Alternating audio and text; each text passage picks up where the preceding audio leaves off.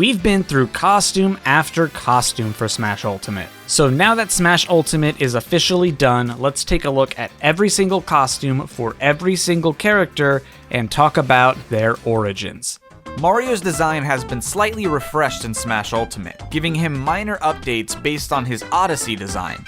For one, Cappy is included in his up B and one of his taunts. For another, his render also shows his hat is more stitched rather than the solid, consistent material that he had in previous games. His first recolor is based on his appearances in a pair of golf games released in the late 80s and early 90s. Family Computer Golf US course was released for the Famicom in Japan, and NES Open Tournament Golf was released of course for the NES. Both of these games feature Mario in a golf outfit based on the American flag. This costume was also later used in Super Mario Odyssey as one of the purchasable outfits. The blue and pink recolor is based on Mario's appearance on the Japanese box art for Mario Bros. For the Famicom. Mario's black outfit originally started as a more brown and yellow color in Smash Bros. For the Nintendo 64. This color was based on Foreman Spike from Wrecking Crew. Mario was the playable character in Wrecking Crew, and Foreman Spike served as one of the obstacles in the game.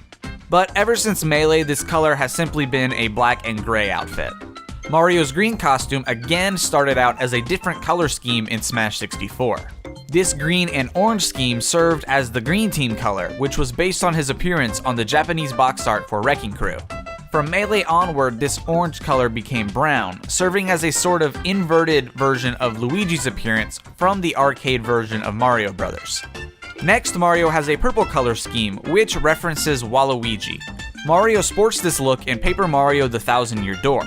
When Mario equips both the L emblem and the W emblem, the colors fuse and gives him clothes similar to Waluigi's. Mario's 7th outfit is brand new to Smash, dressing Mario up as Builder Mario. This comes from the artwork for Super Mario Maker, dressing Mario in a construction worker's hard hat and a tool belt. This was also available for purchase as the Builder helmet and Builder outfit in Super Mario Odyssey. And speaking of Odyssey, Mario's final outfit is also brand new to Smash, based on Mario's appearance in a wedding tuxedo and top hat from Super Mario Odyssey. Donkey Kong's design has been pretty much unchanged in Smash Ultimate. He is, however, more expressive, a point made during one of the Smash Bros. Direct presentations. DK's first color resembles an actual gorilla's color, which is black. The tie that he wears is based on the Player 2 Donkey Kong tie found in Donkey Kong Country for the Super Nintendo. The next color gives Donkey Kong red fur and a blue tie. The fur most closely resembles the original Donkey Kong's color palette from the Donkey Kong arcade game. Next up is a drastic color change, making Donkey Kong purple. This is a color that has changed over the years, initially starting as a deep blue, referencing the other past color schemes Donkey Kong had in multiplayer games like Mario Golf. Over the years, it has become more and more purple, becoming more of a Smash original than a reference. Donkey Kong's green fur is a Smash original as well, starting in Smash 64 as this weird green skin-toned color, before becoming the normal color that we know in Melee. Donkey Kong King of Swing has a similar color in its Jungle Jam mode, however, the Smash color predates this. Donkey Kong's white fur was referred to as Yeti Donkey Kong on the Brawl Dojo website. This lines up with the resemblance this swap bears to Eddie the Mean Old Yeti from the Donkey Kong Country animated series. This color is commonly mistaken as the Super Kong from Donkey Kong Country Returns. However, the color originated in Brawl and thus predates Super Kong. Donkey Kong's yellow color looks similar to the multiplayer color found in Mario Golf for the N64. And finally, we have a cotton candy pink color scheme, which ties a direct reference to Junior II from Donkey Kong Jr. Math. Link received the biggest design update he's ever had in Smash Ultimate, making him now the champion Link from Breath of the Wild. However, he has also joined the same league as other characters who have two designs in Smash. His alternate look is based on the Hero of the Wild set, which of course is his more traditional appearance, but again is also based on Breath of the Wild. The first champion tunic color is a red one, which is based on the Hylian tunic, a tunic which can be purchased in Breath of the Wild. The first Hero of the Wild color is of course the fierce deity Link from Majora's Mask, which has been adapted for this version of Link. Next is a dark blue tunic, which is based on the Royal Guard uniform in Breath of the Wild. The colors of Link's shield match the Royal Guard shield, which itself was based on the Hylian shield in Breath of the Wild. Next up is a more muted green Hero of the Wild skin, which is presumably based on Twilight Princess Link's color scheme. Then we have Link sporting a tunic based on his appearance as a resident of Skyloft at the beginning of Skyward Sword. And lastly, a full Dark Link set resembling the Dark Armor set from Breath of the Wild. Samus keeps her design from Smash 4, which is a modified version of her power suit from Metroid Other M. Her first color option is based directly off of the Fusion suit from Metroid Fusion. Two of Samus's previous appearances match the pink suit that she has in Smash. The first is her sprite when she has missiles equipped in the very first Metroid game. The second is in Super Metroid and the game's sprite for the gravity suit. Samus's brown suit matches the color scheme of the dark suit from Metroid Prime 2 Echoes. The purple suit comes from the actual artwork of the gravity suit across various Metroid games. Her green suit is known as Mass-Produced Samus, which is a reference to the Gundam series, in which mass-produced Gundams have a green base. Her white suit also comes from Metroid Prime 2 Echoes, this one being based on the light suit. And finally, she has a brand new color added to Smash Ultimate, which replaces the Dark Samus color scheme due to Dark Samus now being a playable fighter. This color is a black suit with yellow accents, and it can have two possible origins. The first is a Power Trooper, which was a space pirate wielding a weaker version of Samus's arsenal. The second is Candent, a hunter from Metroid Prime Hunters. Dark Samus has been upgraded from Assist Trophy and is now Samus's Echo Fighter, helping to pad the Metroid series reps, which has been painfully empty. Many of Dark Samus's colors are based on other characters that appear throughout the Metroid series. But first we start with green. While there are several green characters in the Metroid series, there aren't really any that match this particular shade, so this is most likely a Smash original. However, purple resembles Gandreda from Metroid Prime 3, and Dark Samus even uses this color during her spirit battle. Next up is a sort of dull red or brown color scheme, which may be based on Spire, a bounty hunter from Metroid Prime Hunters. Spire has a brown body and is accented with bits of lava, and Dark Samus' skin is kind of similar, though the bright orange accents are much less obvious. Golden Dark Samus is next, and this resembles the Golden Torizo from Super Metroid. Following that is a silver and red color scheme. This color scheme is based on the concept art for Dark Samus when they were developing Metroid Prime 2 Echoes. Her black color scheme with a yellow and orange accent has a very similar look to the Demolition Troopers. And finally is a red and pink color scheme, which may be a Smash original and simply was designed to match Samus's pink color scheme. Because Yoshi's design is so relatively basic, he hasn't changed much in this latest Smash game, only receiving very minor tweaks. His first color is Red Yoshi, which originated in Super Mario World and can shoot fireballs after having a shell in its mouth. Blue Yoshi also originated in Super Mario World, and has the ability to fly while holding a shell in its mouth. Yellow Yoshis again originated in Super Mario World, and basically ground pounds when a shell is in its mouth. Pink Yoshi's first appearance is in Super Mario World 2 Yoshi's Island, and is the color of the playable Yoshi for each world's second level. The Cyan Yoshi also first appeared in Yoshi's Island, and is the color of the playable Yoshi for the third level of every world. Purple Yoshi yet again first appeared in Yoshi's Island as the playable Yoshi for each world's fifth stage. And finally, Smash Ultimate gave Yoshi a brand new costume based on Yoshi's look from Yoshi's Crafted World, which is the upcoming Yoshi game coming to Switch in 2019. Kirby has also pretty much stayed the same throughout all of Smash, having very few changes to his design, which of course makes sense given that he's so basic. Yellow Kirby has officially been stated to be based on Kibi, the Player 2 Kirby from Kirby's Dream Course. Blue Kirby is based on Ice Kirby, which originally came from Kirby Superstar. Red Kirby comes from Fire Kirby, also from Kirby Superstar. Green Kirby looks exactly like Plasma Kirby from Kirby Superstar Ultra. The monochrome color swap is based on Kirby's sprite from the very first Kirby game, Kirby's Dream Land for the Game Boy. The orange color comes from the orange spray paint in Kirby and the Amazing Mirror and Kirby Squeak Squad. And lastly, Kirby has a color based on Meta Knight without his mask.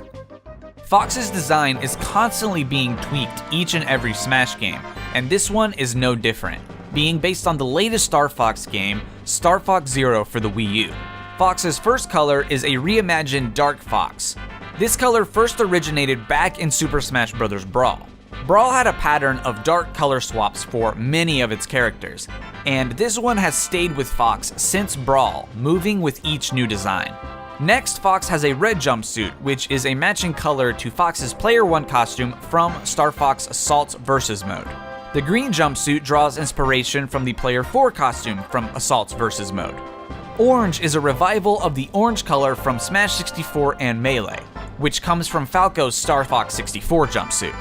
Next up, Fox has a black, green, and gray jumpsuit, and from everything I've been able to research, I believe that this one is a Smash original costume.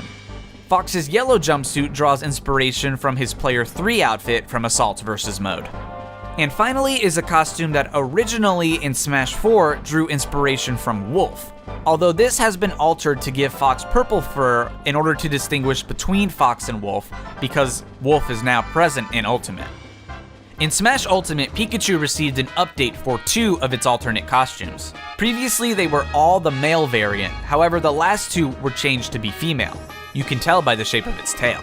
Pikachu's first alt gives it its shiny Pikachu coloration, which was incidentally based on a coloration from Pokemon Stadium. The cap has similarities to Red's cap from Pokemon Red and Blue.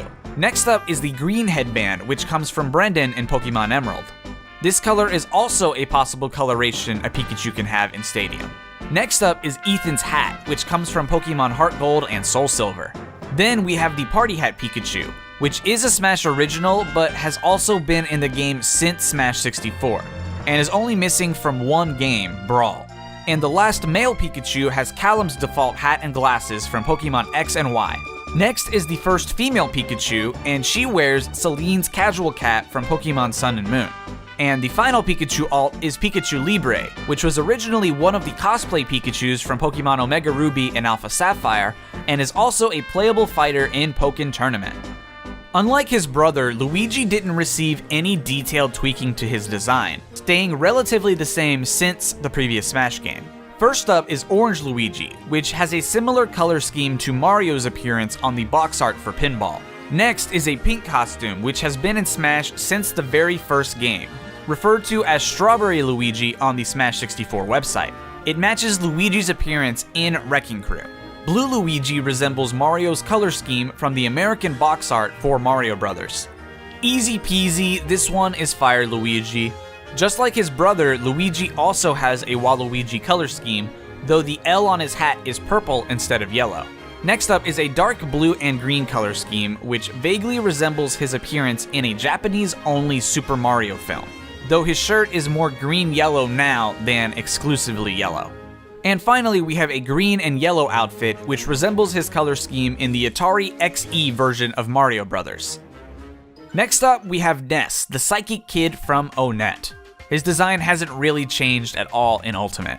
First up, Ness has an outfit based on Fuel, a character who is ironically not even from Ness's own game, but a non-playable character in Mother 3. According to the Smash 64 website, the yellow and black outfit is based on the Japanese baseball team, the Hanshin Tigers, whose color scheme is also black and yellow. Next up is a green alt with a yellow and orange shirt, which appears to be a Smash original. Then we have a blue outfit, which very vaguely resembles the color scheme of Ness's younger sprite from Earthbound. Then Ness has a black and purple outfit. I can't speak to the colors of this outfit, but of course it has the sprite for a Mr. Saturn on it, which is one of the most iconic mascots of the Mother series. Ness also has a Master Belch outfit, although this one has always puzzled me because while the color scheme is not at all the same as Master Belch, it's definitely based on his design. And finally, Ness has a color scheme based on the new game menu from Earthbound. Speeding his way into Smash next is Captain Falcon, the character who hasn't had his own game in over a decade. First up, he has a black outfit, which is based on the clothes that an actor wore in a Japanese commercial for F-Zero X. Next up, he has a color scheme based entirely on Captain Falcon's rival and his literal clone, Blood Falcon. Captain Falcon's green outfit matches the Wild Goose, which is the vehicle of another driver in F-Zero. The fifth outfit is a more saturated blue, which is based on Captain Falcon's original appearance in F-Zero and F-Zero GP Legend. Next up is my personal favorite, the white and pink, which comes from Jodie Summer's appearance in F-Zero X.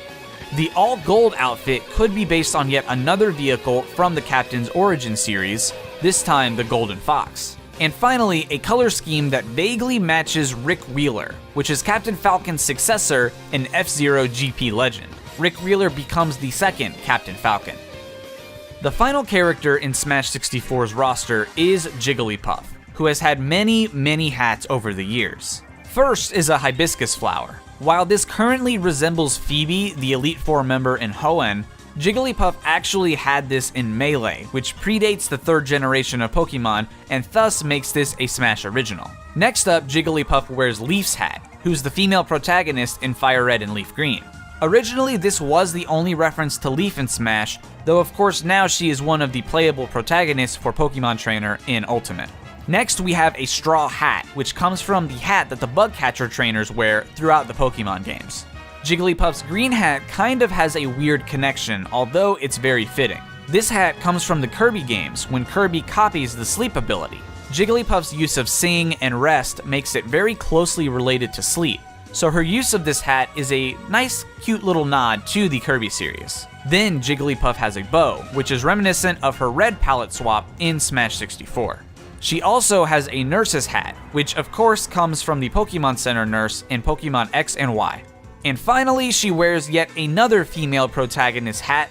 This time it's Serena's default headwear from Pokemon X and Y. Peach's design in Ultimate is pretty much her design in every other game, except she does have a slightly more detailed dress.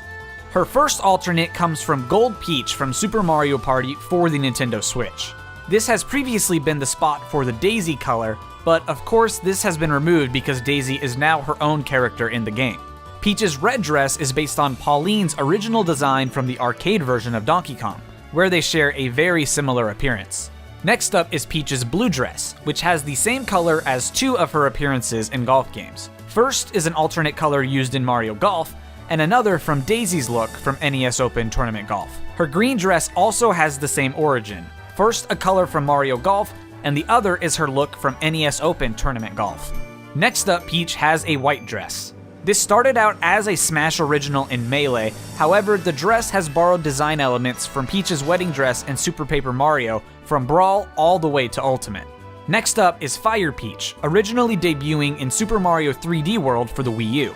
This design, in turn, came originally from Peach's design in Super Mario Bros. Finally, Peach has a black and yellow dress. While this does have its similarities to the Shadow Queen from Paper Mario The Thousand Year Door, I also wouldn't be surprised if it was simply designed as a Smash original. I could see this one going either way, to be honest. The very first Echo Fighter announced for Smash Ultimate was none other than Daisy, shown off in the debut of Ultimate, of course as a Peach Echo Fighter. Daisy first has a green dress, which is based on Peach's appearance on the title screen of NES Open Tournament Golf, as well as one of Peach's alternate costumes from Mario Golf. Her pink dress is a clear reference to Peach. For years, Peach had a skin that made her have a Daisy color scheme, so now Daisy has the inverse reference, of course minus the blonde hair. Next up is Blue, which is a reference to Daisy's appearance on NES Open Tournament Golf, as well as one of Peach's alternate costumes in Mario Golf. The red and black scheme could be a vague reference to Ashley from WarioWare, or it's simply a Smash original. Next is a purple dress, which resembles her appearance in the short game mode of Mario Tennis. Following this is a white dress, which is most likely meant to match Peach's all-white dress color. Interestingly, the same color scheme is worn by Daisy in the Super Mario Bros. Live-action movie, although this simply could be a coincidence because we really don't like to think about the live-action movie in 2019. And lastly is a black and green color scheme. This could vaguely reference the monochrome greenish hue of the Game Boy, which Daisy first debuted on in Super Mario Land. However, more likely, it's simply a Smash original. Next up is King Koopa himself, Bowser, whose design really hasn't changed all that much since Smash 4. Bowser's first alt is a black color, which is actually unique in that it's kind of a fusion of two of Bowser's old colors that he had in Brawl. There is a more distinct black one, and then a brown one. This updated one kind of brings elements from both and puts them onto one color. Next up is a yellow alt, which I'm almost positive is a Smash original, although many people do joke that it's inspired by either Dragon Ball Z or JoJo's Bizarre Adventure. Bowser's green alt comes from two different sources. The first is an alternate color from Mario Golf, and the second is simply his design from much older Mario games such as Super Mario World. Bowser then has a gray alt, which draws inspiration from Morton Koopa Jr.'s original appearance in Super Mario Bros. 3. This color does take its liberties though, and makes all of Bowser's skin that gray color rather than just the shell and the head. Next is a color which doesn't really seem to be hugely different aside from giving Bowser pink hair. This color looks very similar to Bowletta, Bowser's form when being possessed by Cackletta. Interestingly, this time around Giga Bowser actually matches this design, while before it matched Bowser's default appearance. Next up we have a red Bowser, which comes from one of his alternate colors from Mario Golf. And finally, Blue Bowser, which is confirmed from a game tip to be based on the fake Bowsers and Blue Bowser from Super Mario Bros. The Lost Levels. Fake Bowsers are simply standard enemies pretending to be Bowser, while Blue Bowser is apparently Bowser's brother. Ice Climbers finally return after a long vacation away from the Smash series. They consist of two fighters, the boy Popo and the girl Nana. Their design has stayed largely the same, and unfortunately, many of their colors are simply Smash originals. First up is an alt that makes both climbers a different shade of blue. Nana's light blue is a reference to the sprite color used when hit by an enemy in Ice Climber. Green and yellow is likely a Smash original, however, some of the vegetables from Ice Climber do match these colors. Next is another alt that makes each a shade of blue. Blue seems to be a recurring theme for the Ice Climbers alternates, however the front one could be based on the darker blue sprite from Ice Climber. The last four alts swap the climbers, making Nana the controllable lead climber while Popo is the secondary. The first alt for this one gives a red and gray color. The red resembles Nana's appearance on the American box art for Ice Climber. Next is a brown and gray alt, which is another Smash original. And then we have a kind of white-blue alt. The parkas for both of the climbers reference their sprite after touching an enemy, while the mittens are based on their default parka colors. And lastly is an orange and purple swap, which is another Smash original. Sheik's new design may not seem too different, but it comes from Breath of the Wild, based on the stealth set that Link can purchase during the game. While Sheik obviously doesn't match the headwear for this set, she has been given the scarf from the stealth mask as well. Her first alt is red, which is based on the stealth set's design when dyed red at the Kochi dye shop. Next up is an alt which bears resemblance to Sheik's appearance in Ocarina of Time. The next four are again based on the stealth set being dyed different colors. First purple, then green, then black, and yellow. Finally, Sheik has a color scheme which resembles either Tetra or Impa. Both of these characters have some relation to Sheik, Tetra being the alter ego of Zelda in Wind Waker Parallel Sheik, and Impa being a recurring Sheikah character. Zelda has a completely new design for Smash Ultimate, now being based on a mixture of her Link Between Worlds and Link to the Past depictions. This was done to better represent the Zelda franchise, as nearly every character now comes from a different Zelda game. Zelda's first color is based on her sprite when Link has the red ring equipped in The Legend of Zelda. To make this reference even closer, her hair is made more brunette than strictly blonde, just like the sprite. This could also serve as a reference to one of the three goddesses, Din, the goddess of power, who is usually represented with red. Likewise, blue serves as a reference to Nehru, goddess of wisdom. Next up, Zelda has a violet color, which serves as a reference to adult Zelda in Ocarina of Time. Then there is a green dress, which completes the trio of goddesses, referencing Farore, the goddess of courage. Then we have a dark outfit, which could maybe serve as a reference to Vaati. I would not be surprised, however, if this was simply a Smash original dark outfit, as many of the characters have. Next, Zelda has a color scheme resembling her appearance from Twilight Princess, so while her old design has been retired in Smash, it lives on in this color. And finally, a white outfit. Zelda has been seen wearing white dresses throughout many different Zelda games. A Link to the Past, Skyward Sword, and Breath of the Wild are some of the most notable. Dr. Mario's design in Smash Ultimate is based on his appearance in Dr. Mario 64. However, he wears jeans rather than the matching white pants. His first alt is a red coat. This could be based on the color of the red virus from the Dr. Mario games. Red is also the color of scrubs that is frequently worn by real-life nurses. Next up is a blue coat. Again, this could be based on one of the viruses, or based on the color of scrubs that real-life doctors wear. And the final real-life parallel is the green coat, which is the color typically worn by surgeons. Next up, we kind of have a joke skin. It's referred to as the unlicensed doctor on the Melee website. Then we have a yellow coat, which completes the reference to the main viruses in Dr. Mario's game series. Next up is a purple coat, which is most likely a Smash original. And finally, Dr. Mario sports a pink coat, a match to Nurse Toadstool, who wears the same color gown. Pichu has some really fun alternate headwear for its costumes. Pichu's last appearance was in Melee, where it had only 3 additional outfits aside from its default. In Ultimate, as with every character, it has 7 total alternates, with only 2 returning from Melee, so there is a ton of new content here. First up is the return of Pichu's blue goggles, which are similar to those that the swimmer trainers wear in the main Pokemon games. Next up is again the return of a Melee alt, the red ribbon on Pichu's ear. This one is missing the neck scarf that Melee had though. Following that is a costume which gives Pichu the beanie from Team Skull in Pokemon Sun and Moon. Following the evil teams, Pichu next wears the bandana from Team Aqua in Pokemon Ruby and Sapphire. Next we have a reference to spiky-eared Pichu, who was a special event Pokemon available only in Pokemon Heart Gold and Soul Silver, and only receivable if you brought a special shiny Pichu to the Ilex Forest Shrine. Following that is a Pichu with a white hibiscus flower. I was unable to find any reference that this might actually match, so I believe it's just a Smash original in the same way that Jigglypuff's hibiscus flower is also a Smash original.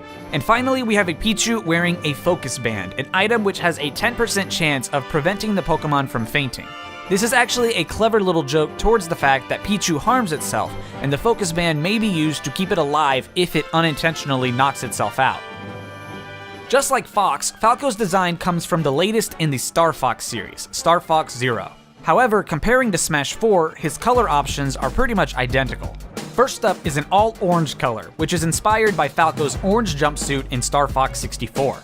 Next is a blue jumpsuit. In Melee, this was a reference to Slippy's jumpsuit, however, in recent years, this outfit has become a Smash original. Following that is a red jumpsuit, which is based on his appearance in Star Fox Assault. Like his blue jumpsuit, Green used to have ties to other Star Fox character appearances. However, in later games, this is simply a Smash original. Next up is a dark costume to match Fox's. This turns Falco's feathers black, causing him to resemble a raven. Next up, Falco has a light blue color, which is another Smash original.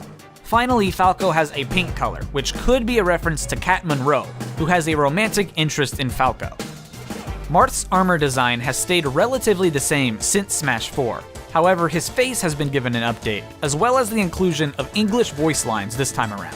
First, the order of Marth's blue, red, and green colors complete the trio of the 3 common unit types in Fire Emblem: blue for player units, red for enemy units, and green for ally units. Additionally, the red and green outfits could serve as a reference to the Cain and Abel archetypes. Marth's black armor is based on Camus.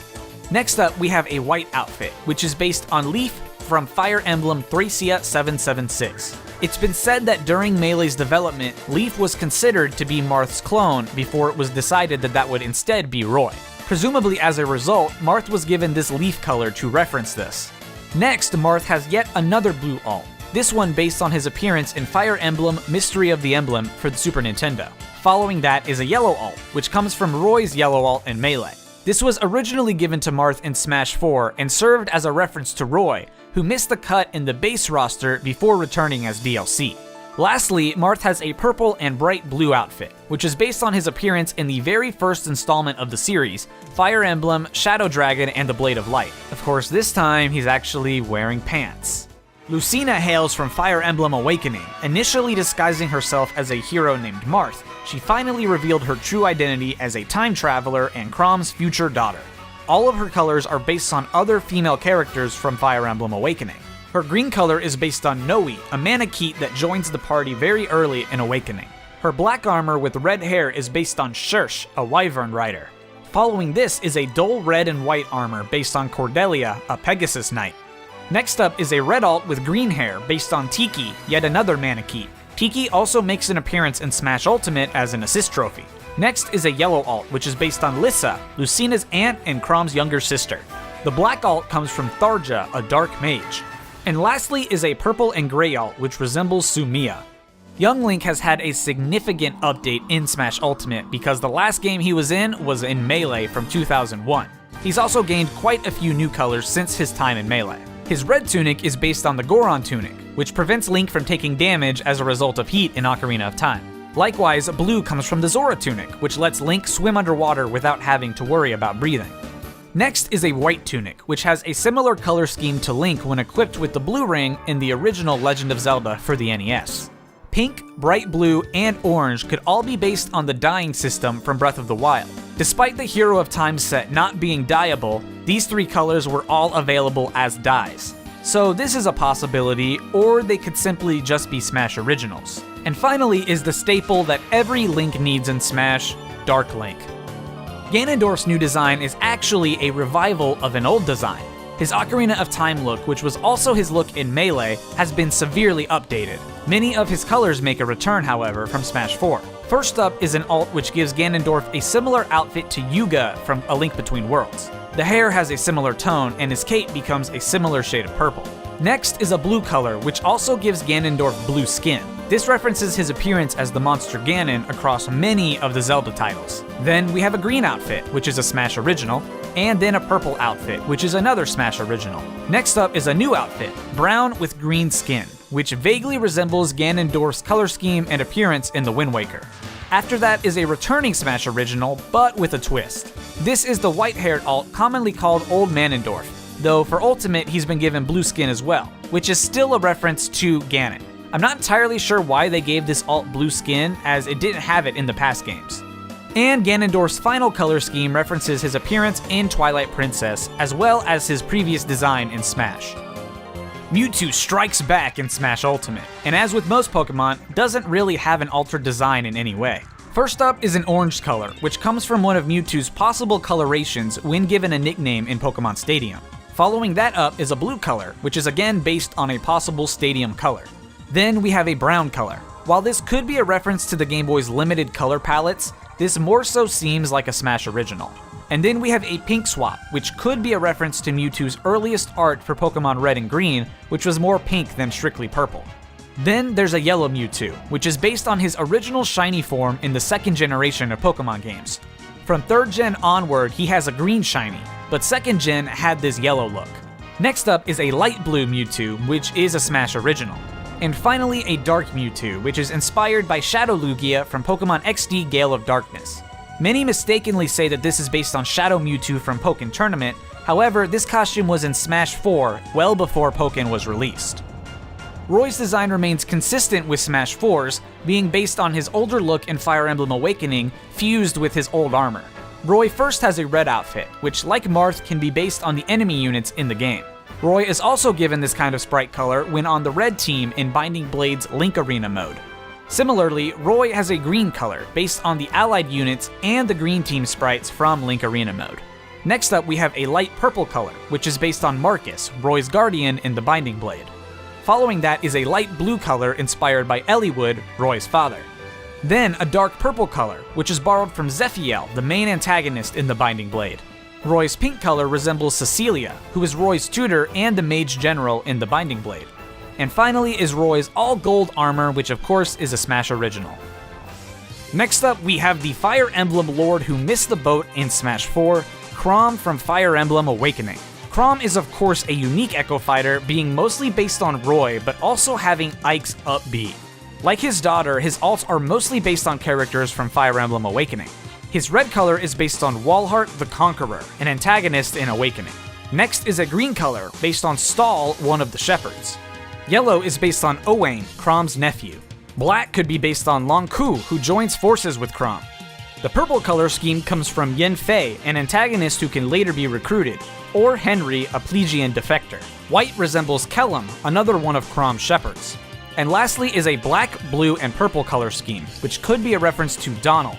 Black and blue is primarily what Donald wears, while the accents of purple could be a reference to his purple hair.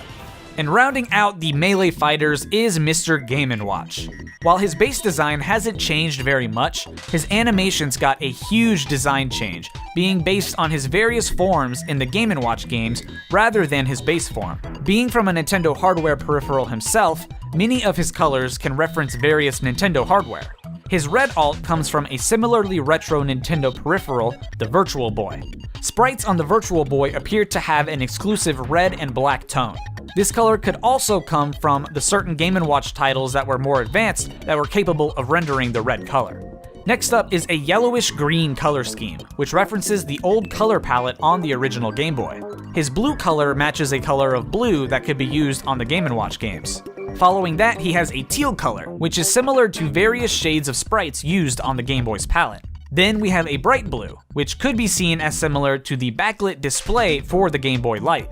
Green was also another color that the Game & Watch games could utilize.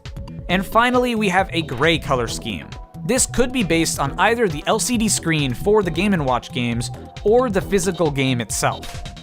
First up is Meta Knight, who is of course infamous in Brawl, but who was also the very first newcomer for the game.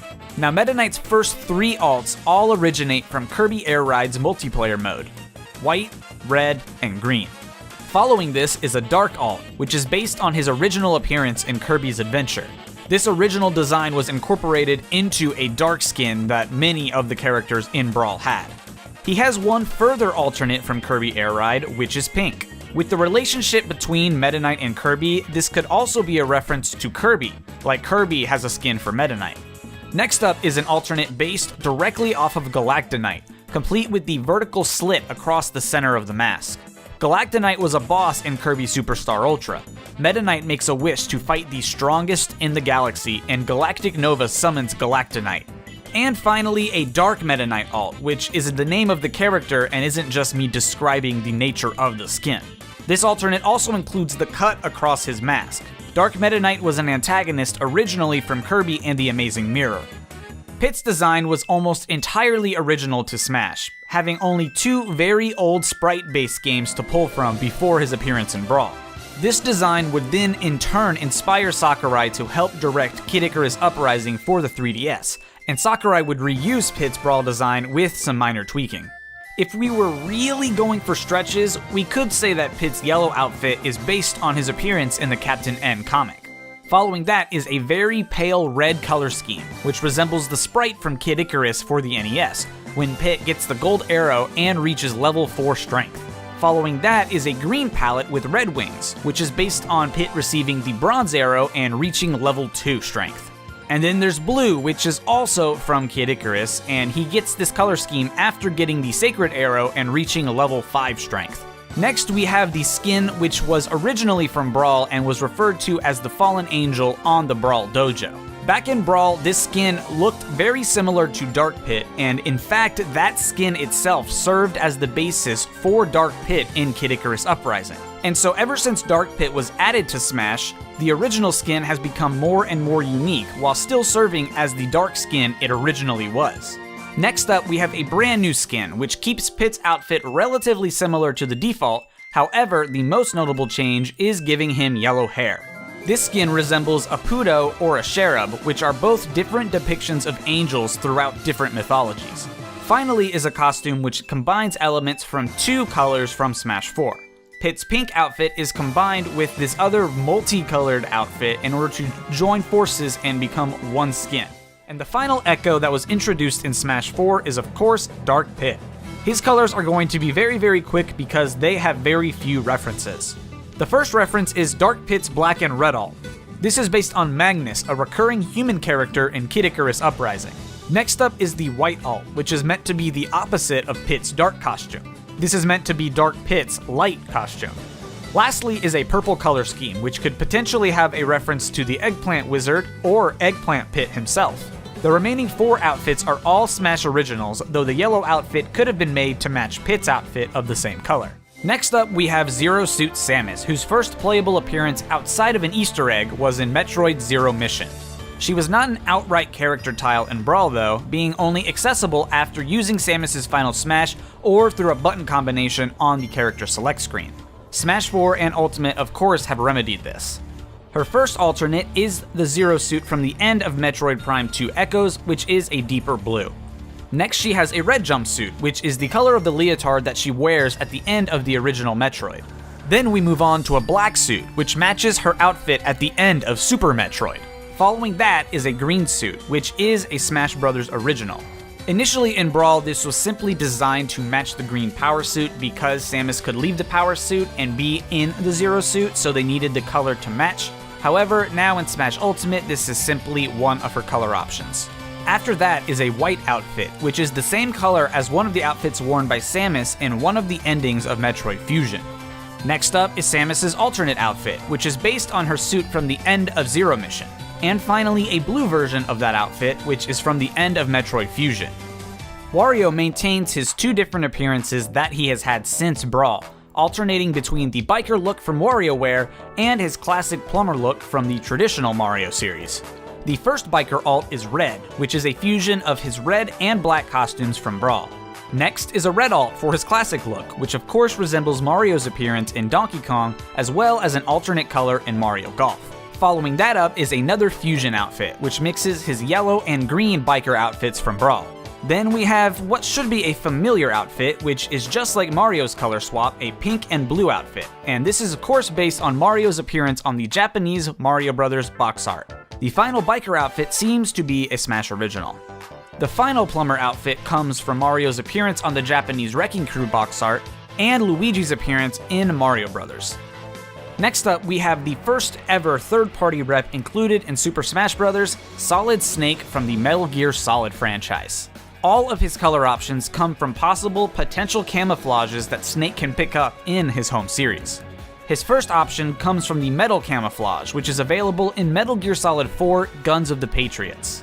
Next is a red and black suit, based on the Fire Camo from Metal Gear Solid 3 Snake Eater. The Fire Camo reduces damage from explosions and prevents Snake from catching on fire. In fact, the rest of his skins all come from Snake Eater. His blue skin is the Water Camo, which naturally was designed to resemble waves of water. Following that is his Tiger Stripe Camo, which is helpful for blending into wooded and grassy areas. After that is the Splitter Camouflage, which is helpful in urban environments. Next is the Leaf Camo, which will naturally provide excellent cover in bushes or trees. And finally is the iconic Animal Camo, which combines different animal patterns together, including zebra, jaguar, tiger, and giraffe. Ike's design is pretty unique in Smash Ultimate, as he had two designs in the two Smash games he was in prior, and they both return in Ultimate. Brawl featured his Ranger design from his first game, Path of Radiance, while Smash 4 featured his hero look from Radiant Dawn. First for the Ranger look is a red and purple, which seems to be a Smash original outfit designed for the red team in Brawl. The first hero color is also red. This design is based on the color scheme of Zelgius. Following that is a yellow outfit in the Ranger design, which comes from Grail, Ike's father. The hero design then has a green outfit, which is based on Jeffrey's design in Path of Radiance. Following that is a blue color scheme, which resembles Sigurd, a protagonist from Fire Emblem Genealogy of the Holy War. And finally, Ike has a color scheme resembling the Black Knight, who killed Ike's father and who Ike has sworn revenge against. Pokemon Trainer is a pretty unique fighter, and this of course extends to his color options as well. All 8 color slots have 4 different colors, one for the trainer and one for each Pokemon, meaning that there are 32 colors designed for Pokemon Trainer alone. Each Pokemon Trainer color is based on a protagonist from different generations of Pokemon games. The default trainer is of course based on Red from Pokemon Fire Red and Leaf Green. Ultimate made a new change to this fighter, which makes every alternate trainer the female trainer, known as either Leaf or Green. Red's first alt is based on Ethan from Pokemon Gold, Silver, and Crystal, while Green's first alt comes from May in Pokemon Emerald. Next up is the trainer resembling Lucas from Pokemon Diamond and Pearl. The third female color comes from Hilda in Pokemon Black and White. Red's last color option resembles Callum from Pokemon X and Y, and Green's last color resembles Celine from Pokemon Ultra Sun and Ultra Moon. Now let's move on to Squirtle, the water-type Pokemon. A lot of people say Squirtle's first color looks like Wartortle, but personally I don't really see it. It just kinda seems like a red-tinted Squirtle. Maybe in the right light it looks like Wartortle. Then Squirtle has an alternate which is based on his shiny coloration. Next up is a shade that makes Squirtle look very slightly paler, which does not really have a reference to anything. After that is a coloration that looks similar to his sprite in Pokemon Gold, Silver, and Crystal. The last 3 colors also have no reference to anything. The first is a color that makes Squirtle's shell silver. Next is a dark blue shell, and finally a purple tone color which gives him a dark purple shell. Next up is the second evolution in the Kanto Grass starter line, Ivysaur. Ivysaur's first alternate palette resembles its color palette from the second generation of Pokemon games. After that is a purple color which is unique to Smash. And following this up is another very similar purple color which is again unique to Smash. Next up we have a color which is based off of Ivysaur's shiny coloration. And just like Squirtle, the last 3 colors are all unique to Smash with no outside reference. Ivysaur's bulb also matches Squirtle's shell on these colors, being white, blue, and purple. Although Charizard is no longer an individual fighter, he retains all of his colorations from Smash 4. The first alternate makes Charizard more red than orange, which is meant to resemble its pre-evolved form Charmeleon. Next up is an all-green color, which is basically a legacy skin returning from Brawl, which was specifically designed for the green team. Next, Charizard has a paler skin, making him kind of a light red or pink, and this is again a legacy skin from Brawl. Next up, we have a yellow Charizard, which is based on Charmander and Charmeleon's shiny sprite. Then we have a gray coloration, resembling the ancient fossil Pokemon Aerodactyl, who is another dragon-ish Pokemon that isn't the dragon type. Following that up is a blue color, which resembles Zubat and Golbat's color schemes. And lastly is purple Charizard, which is based on his original shiny color scheme from the second generation of Pokemon. Third generation onward is when it changed to the iconic black and red skin. Donkey Kong's sidekick finally joined the roster in Brawl as well, being a highly anticipated character. His first color swap is a yellow shirt and a white hat, and the shirt comes from Donkey Kong Country's 2-player contest mode. Next up is a pink outfit, which is based on Dixie Kong, Diddy's girlfriend. The clothing matches her clothing, and the yellow fur is based on her hair. Following that is a purple outfit, which again comes from a 2-player contest mode, this one from Donkey Kong Country 2. Next up is a green colored Diddy, based on an alternate costume he has in Donkey Kong 64's multiplayer. After that is a blue outfit, which resembles Kiddy Kong from Donkey Kong Country 3. Diddy then has an alt that resembles a real-life chimpanzee, just like Donkey Kong's skin, which resembles its real-life equivalent. And lastly, a white outfit, which comes from Donkey Kong Jr. as he appears in Donkey Kong Jr. Math. Next up, we have the boy from nowhere, Lucas from Mother 3. Lucas's first alternate is of course based on Klaus, his twin brother. Following that is a blue and orange alt, which is a Smash original. And then we have a red alt, which is another Smash original. Next up, we have a clear reference to the Masked Man from Mother 3. Not only does the color scheme very obviously match, changing Lucas's hair, shirt, and shorts, but the Masked Man's head sprite is also on Lucas's shirt. Following that is a color scheme based on Duster from Mother 3. Duster is one of the primary party members that Lucas joins forces with in the game. After that is a color scheme which has a similar color to Boney's human disguise in Mother 3. And of course it has Boney's head sprite on the shirt as well. And lastly, Lucas has a purple shirt which has a Baby Drago sprite on it. And now we hit the second third-party fighter in Smash history, Sonic the Hedgehog, who was infamously one of the causes of one of Brawl's delays. First up is a purple color scheme, which resembles Knights, another character from a Sega franchise. His wristbands resemble the purple Chaos Emerald. After that, it's a bright blue color, which resembles classic Sonic's fur from Sonic Generations, though he has different shoes. Sonic's cuffs are based on his crystal ring from Sonic Adventure. Then we have a color which is based on Silver the Hedgehog, while the wristbands are based on the blue arc of the cosmos. Next is a black color scheme. While this could be a vague reference to Shadow, he has no red visible on him at all, meaning it's just likely a unique dark skin. Following that is a pale blue outfit with yellow shoes. While this seems relatively original, the wristbands are based on silvers. Then, Sonic has a color with orange shoes and wristbands. These are based on the hand sprite that appears in Sonic 2's special stage checkpoints. And lastly is a deep blue with green color scheme. These cuffs are from another special stage hand sprite, but this time from Knuckles the Echidna in Sonic the Hedgehog 2. Now let's move on to a character Sakurai voices himself, King Dedede from the Kirby series. First, Dedede has a pink alt with stars on his waistband. This color scheme resembles one of his alternate colors in Kirby 64's multiplayer.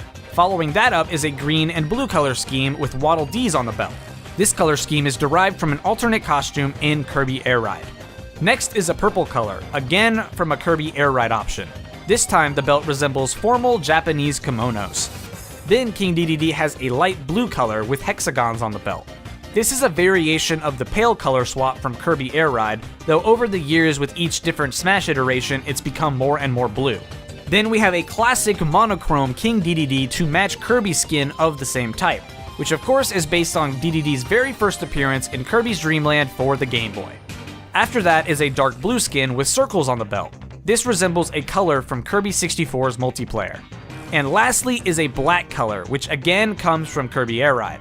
This color also makes DDD's skin black, which could be a reference to real-life penguins, which King DDD is based on.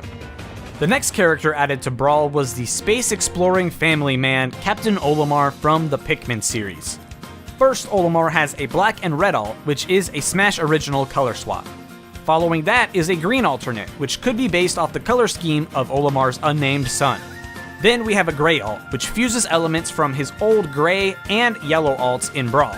This is meant to resemble the actual suits that astronauts wear in real life. And of course, returning from Smash 4 is Alf from Pikmin 3 as Olimar's 4 alternate costumes, using up half of his color slots. Alf's first alt is green, which is based on Charlie, his captain, and the second playable character in Pikmin 3. And of course, to complete the trio, Alf has a pink color based on Brittany, who was the third playable character of Pikmin 3 and Alf's co-worker.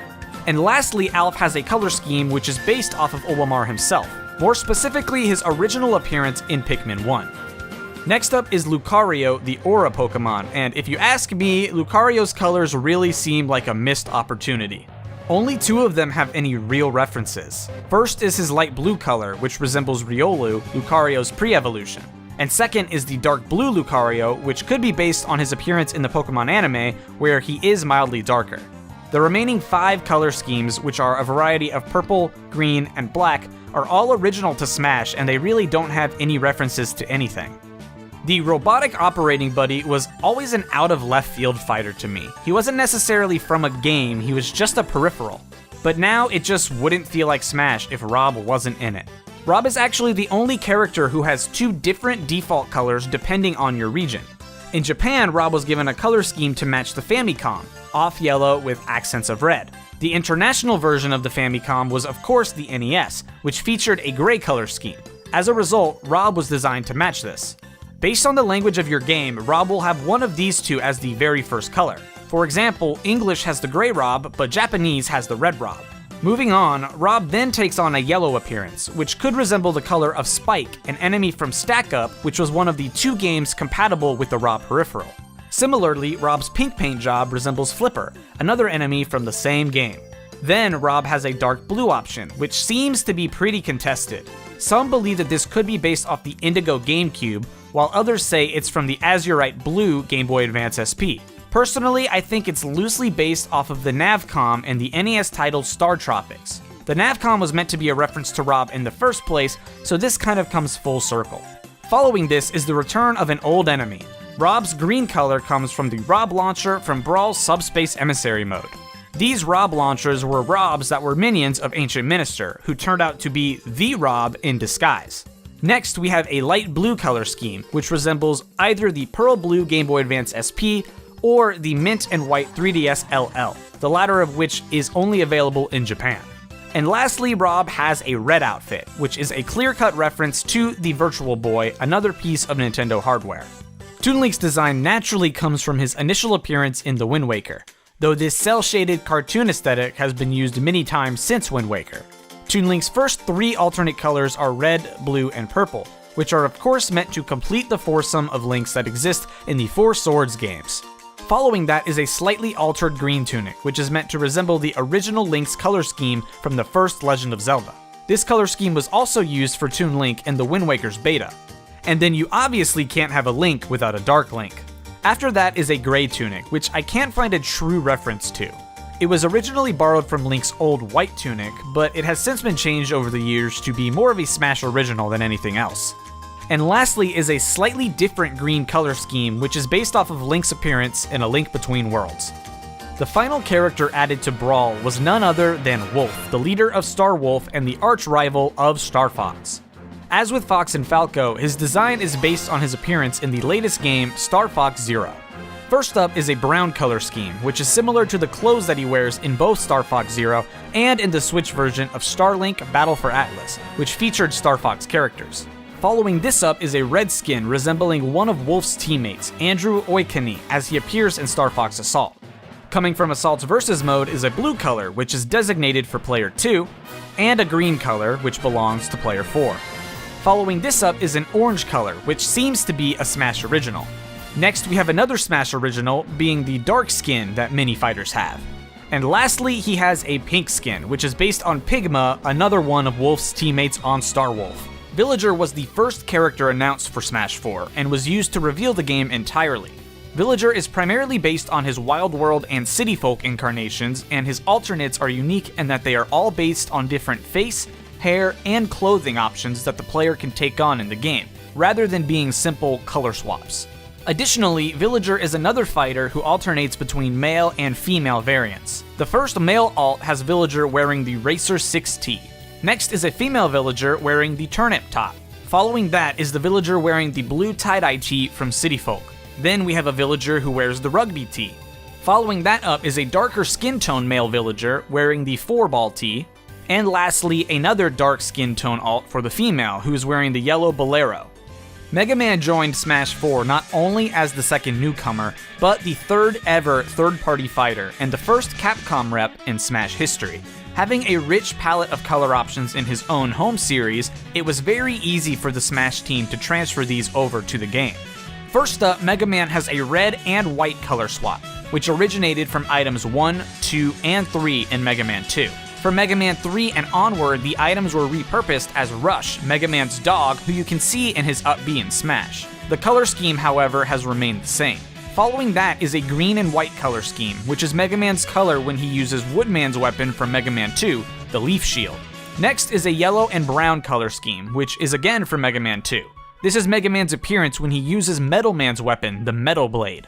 His next appearance comes from Jewel Man's Jewel Satellite. While many also point this to the Air Shooter color scheme, the color is kind of too bright to be that. Following that is the Slash Claw color scheme, which comes from Slash Man in Mega Man 7.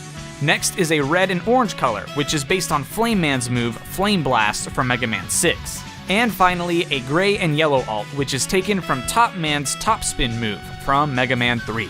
Next up, we have the flexible fighter, the Wii Fit Trainer. Like Mini Fighter, she takes on both her female and male appearances in Smash.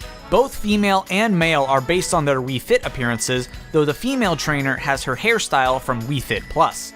Their green color schemes come from the actual appearances of the trainers in Wii Fit Plus and Wii Fit U. Green is also the theme of the strength training mode. Next is a pair of red alts. This represents the aerobics category of workouts. And lastly is the yellow pair, which is based on the balance games category of workouts. Now we move on to the mother of the Lumas, Rosalina. Her colors are pretty much transferred over from Peach, but they have a few minor tweaks. Her default blue is more on the green side than Peach's blue color, simply because that is Rosalina's design. Rosalina's red outfit is a reference to her Fire Flower appearance in Super Mario 3D World, though of course without the ponytail.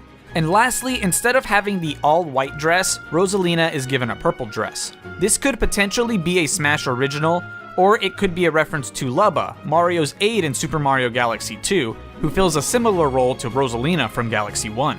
The remaining 5 colors are pretty much all copy and pasted from Peach. With that quick one out of the way, let's now move on to Little Mac, the boxing legend from the Punch-Out series.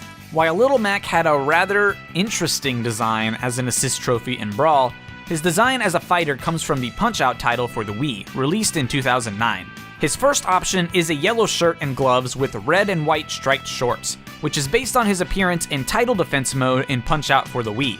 Next is a white alternate, which has a similar color scheme to Piston Hondo. Following that is a red, white, and blue color scheme, which is an appearance Little Mac takes on in the World Circuit. After that is a scheme based on the protagonist from Super Punch-Out on the Super NES. Next we have a pink hoodie, which comes from the training montages throughout the Punch-Out series. Following that is an unusual outfit, Wireframe Mac, who matches Little Mac in every way except for, well, the obvious wireframe body. This derives from the original arcade version of Punch-Out.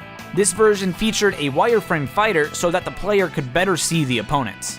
And lastly is another hoodie alternate, this time one for Wireframe Mac. This costume swaps the colors from the first hoodie, making the hoodie green and the gloves pink. The last 2 color options are all cel-shaded, while the first 6 are not. Next up we have Greninja, the representative of the 6th generation of Pokemon hailing from Kalos. Greninja could potentially have alternates that relate to other Pokemon. However, I accept that Greninja could simply be one of those fighters that has mostly Smash originals. First up is a red alt, which has an interesting similarity to Crawdon, who, like Greninja, is a Water Dark type Pokemon. Next is a Pink alt, which could be based on Lickitung or Licky Licky. These are also Pokemon that have rather large tongues like Greninja. Following this is a Black alt, which is based on Greninja's shiny form, however with some deliberate mistakes. Some of the skin in places is white rather than black, and the tongue is the incorrect color. After that is a Lavender and Green color scheme, which I can't really tie down to anything and could simply be a Smash original. Greninja's green color scheme, however, could possibly have two references. The first could be the color scheme of a Kecleon, a Pokemon known for using its long tongue. The other could be a Politoed, which is a fellow frog-like Pokemon. Next is a Gray Greninja, which again is probably just another Smash original. And lastly, a dark purple color scheme, which could potentially reference Shellder, another Pokemon with an iconic tongue. The Miis are of course simply based on the Mii creation system on the Wii, Wii U, and Switch. Each has a default appearance unique to Smash. But because there are so many potential costumes Miis can have, I'm going to save the Mii costumes as its own bonus video at the end of the series. So with that said, we next have the Goddess of Light, Palutena. Palutena was also given a redesign in her brief appearance in Brawl, and that has been the basis for her design in both Kid Icarus Uprising and the later Smash games. First up, she has a pink alternate, which resembles the color scheme of the robe that she wears in Kid Icarus on the NES. Next, we have a purple and blue color scheme, which is based on the Amazon Pandora from Kid Icarus Uprising. Her green alternate resembles her appearance in the Kid Icarus instruction manual. Palutena's blue color doesn't really have a clear-cut reference, and it could just be a Smash original. Following that is a red dress resembling Viridi, the goddess of nature. Palutena then has an alternate which is based on the color scheme of Dark Pit. And her final color option resembles Medusa's look from Kid Icarus Uprising. Next up, we have Pac-Man, and unfortunately, his color options are really quite lackluster. They change a very small amount of his overall model, keeping most of it the normal color. His overall design is based on the 3D appearance that he has in the Pac-World games, as well as other more generic 3D appearances in artwork and things like that. His first outfit is based on his in-game sprite when he's wearing the Wing Shoes power-up in Pac-Land. Next up is Yellow, which is most likely a Smash original. And following that is Black, yet another Smash original. Next we have a purple or a pink, which could be based on Pinky the Ghost. White is based on the official artwork for the Wing Shoes. Next up is Red, which could be based on Blinky the Red Ghost. And lastly is a Smash original, which gives the gloves and boots the appearance of oven mitts.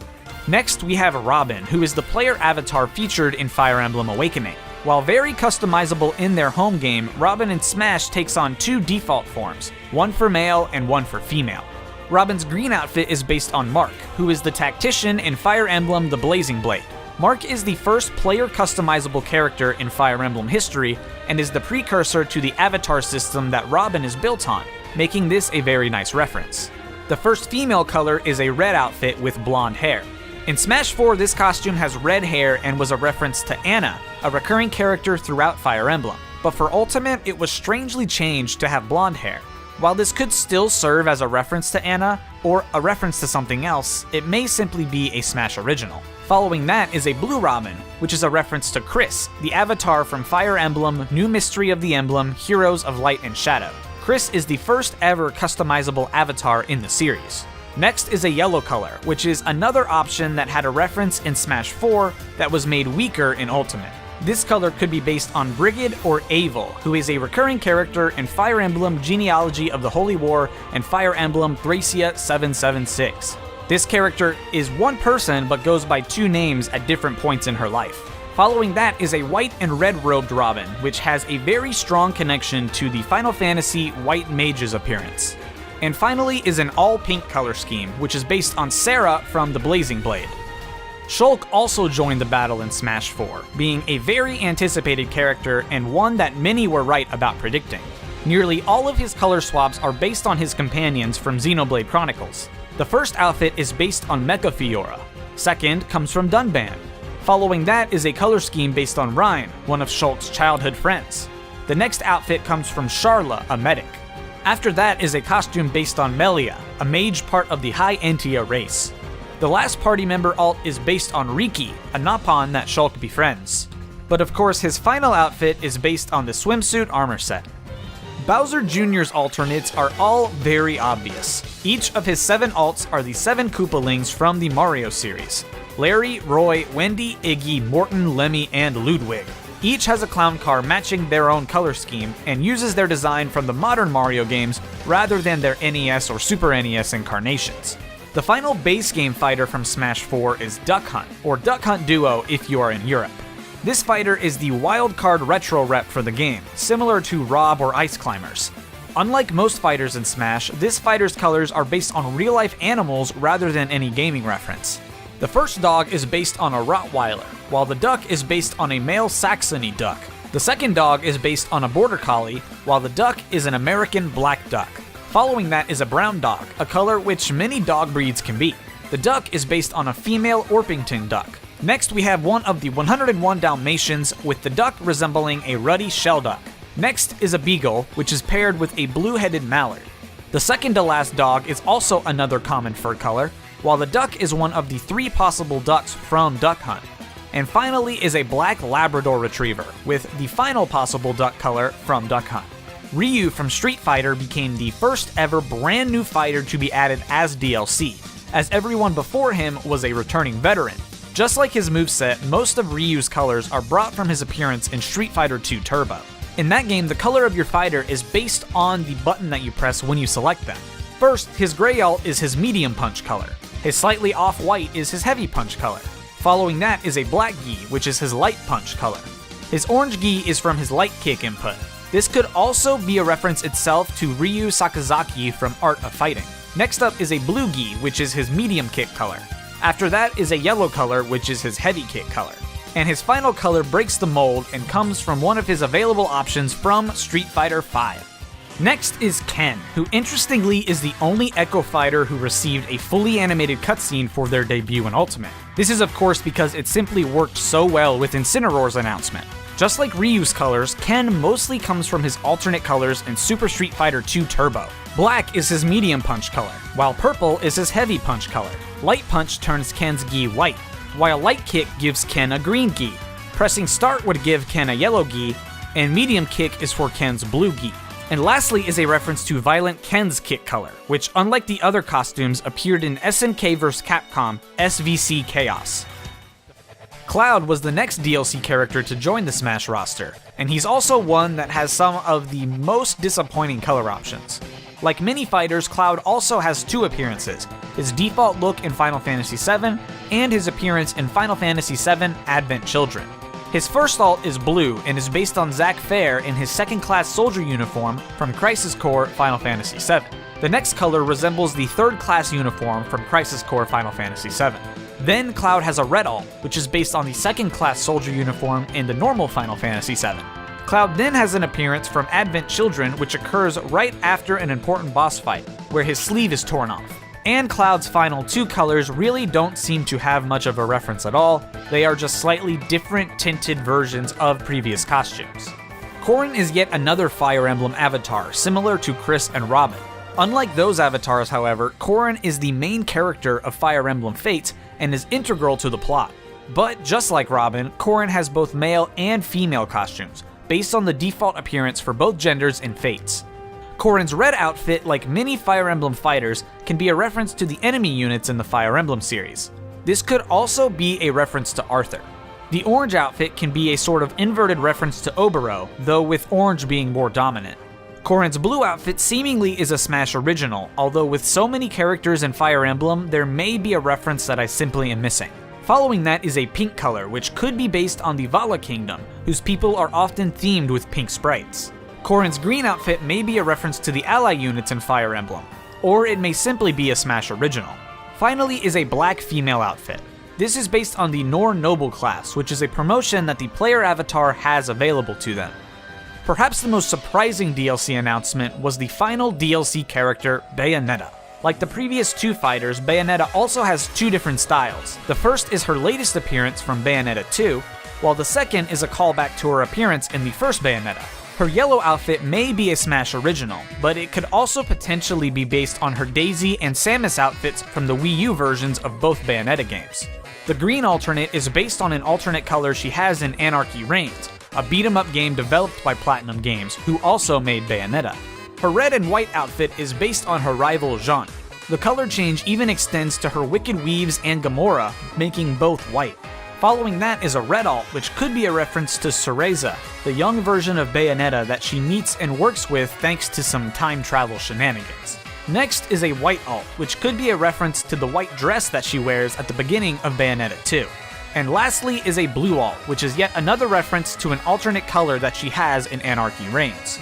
Inkling was the very first fighter revealed for Smash Ultimate, used in the teaser trailer before we knew anything about the game.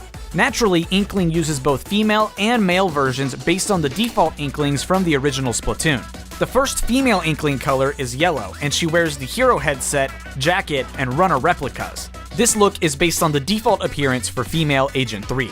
Next up is a green Inkling who wears the skull bandana, armor jacket replica, and moto boots. This Inkling appears on the box art for Volume 2 of Sheldon's Picks. Next is a pink female Inkling wearing the Takaroka mesh, black squid eye, and white kicks. This Inkling appears in official Splatoon artwork. Following this is the bright blue male Inkling, wearing the retro specs, baby jelly shirt, and blue slip-ons. This Inkling also appears in Splatoon art, though with a different ink color. Next is a bright purple Inkling, who wears the squid hair clip, school uniform, and school shoes. This gear can be received in Splatoon 1 after scanning the Inkling Girl amiibo and completing all of the challenges. And lastly is a purple male Inkling who wears the skate helmet, Octo Tee, and Octoling boots. Many of the Inkling designs can also be seen in the Splatoon manga, though this is likely because the manga uses official Inkling designs created by Nintendo rather than coming up with their own.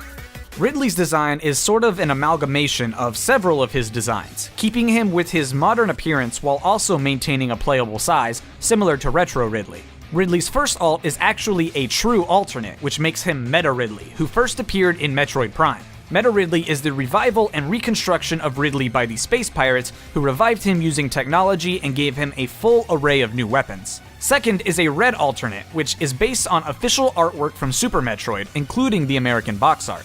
Following that is a blue alt, which comes from Ridley X, also known as Neo Ridley, in Metroid Fusion. Ridley X is a clone of the presumably dead Ridley by the X Parasite. Green Ridley is next, which resembles artwork from Metroid Zero Mission.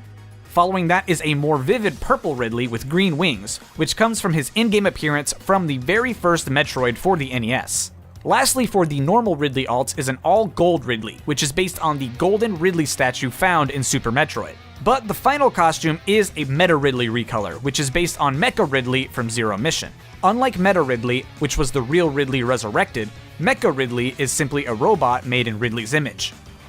Simon Belmont is another character who has been highly anticipated for Smash, and he was one of the characters who repeatedly showed up on fan wish lists. His design is taken largely from the classic Castlevania games. Simon's red alternate is based on his appearance in Castlevania 2: Simon's Quest. He was given a bit of a redesign in this game, including the red armor in his art. Following that, Simon has a sort of yellow and brown color scheme. This has ties to Simon's appearance on the Western box art of Super Castlevania 4 for the Super NES. It also could be a reference to Fake Trevor, who is a boss in Castlevania Symphony of the Night. The black and red costume bears resemblance to Simon's sprite in Vampire Killer, the MSX2 version of the first Castlevania. He also has this color scheme in Castlevania Chronicles. While Simon's blue outfit does vaguely resemble Richter's color scheme, this is actually a reference to Simon's own appearance on the Japanese box art for Super Castlevania 4.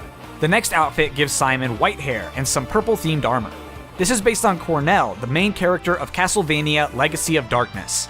Next is a color scheme based on the color palette of Simon's sprite from Castlevania for the NES.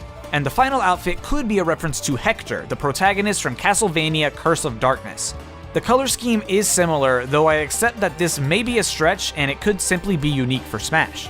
The final Echo Fighter in the roster is Richter Belmont, who is an Echo Fighter of Simon. Richter's costumes have references across many of the Castlevania games throughout its rich history. Red comes from Christopher Belmont from Castlevania The Adventure Rebirth, a WiiWare title that was released in 2009.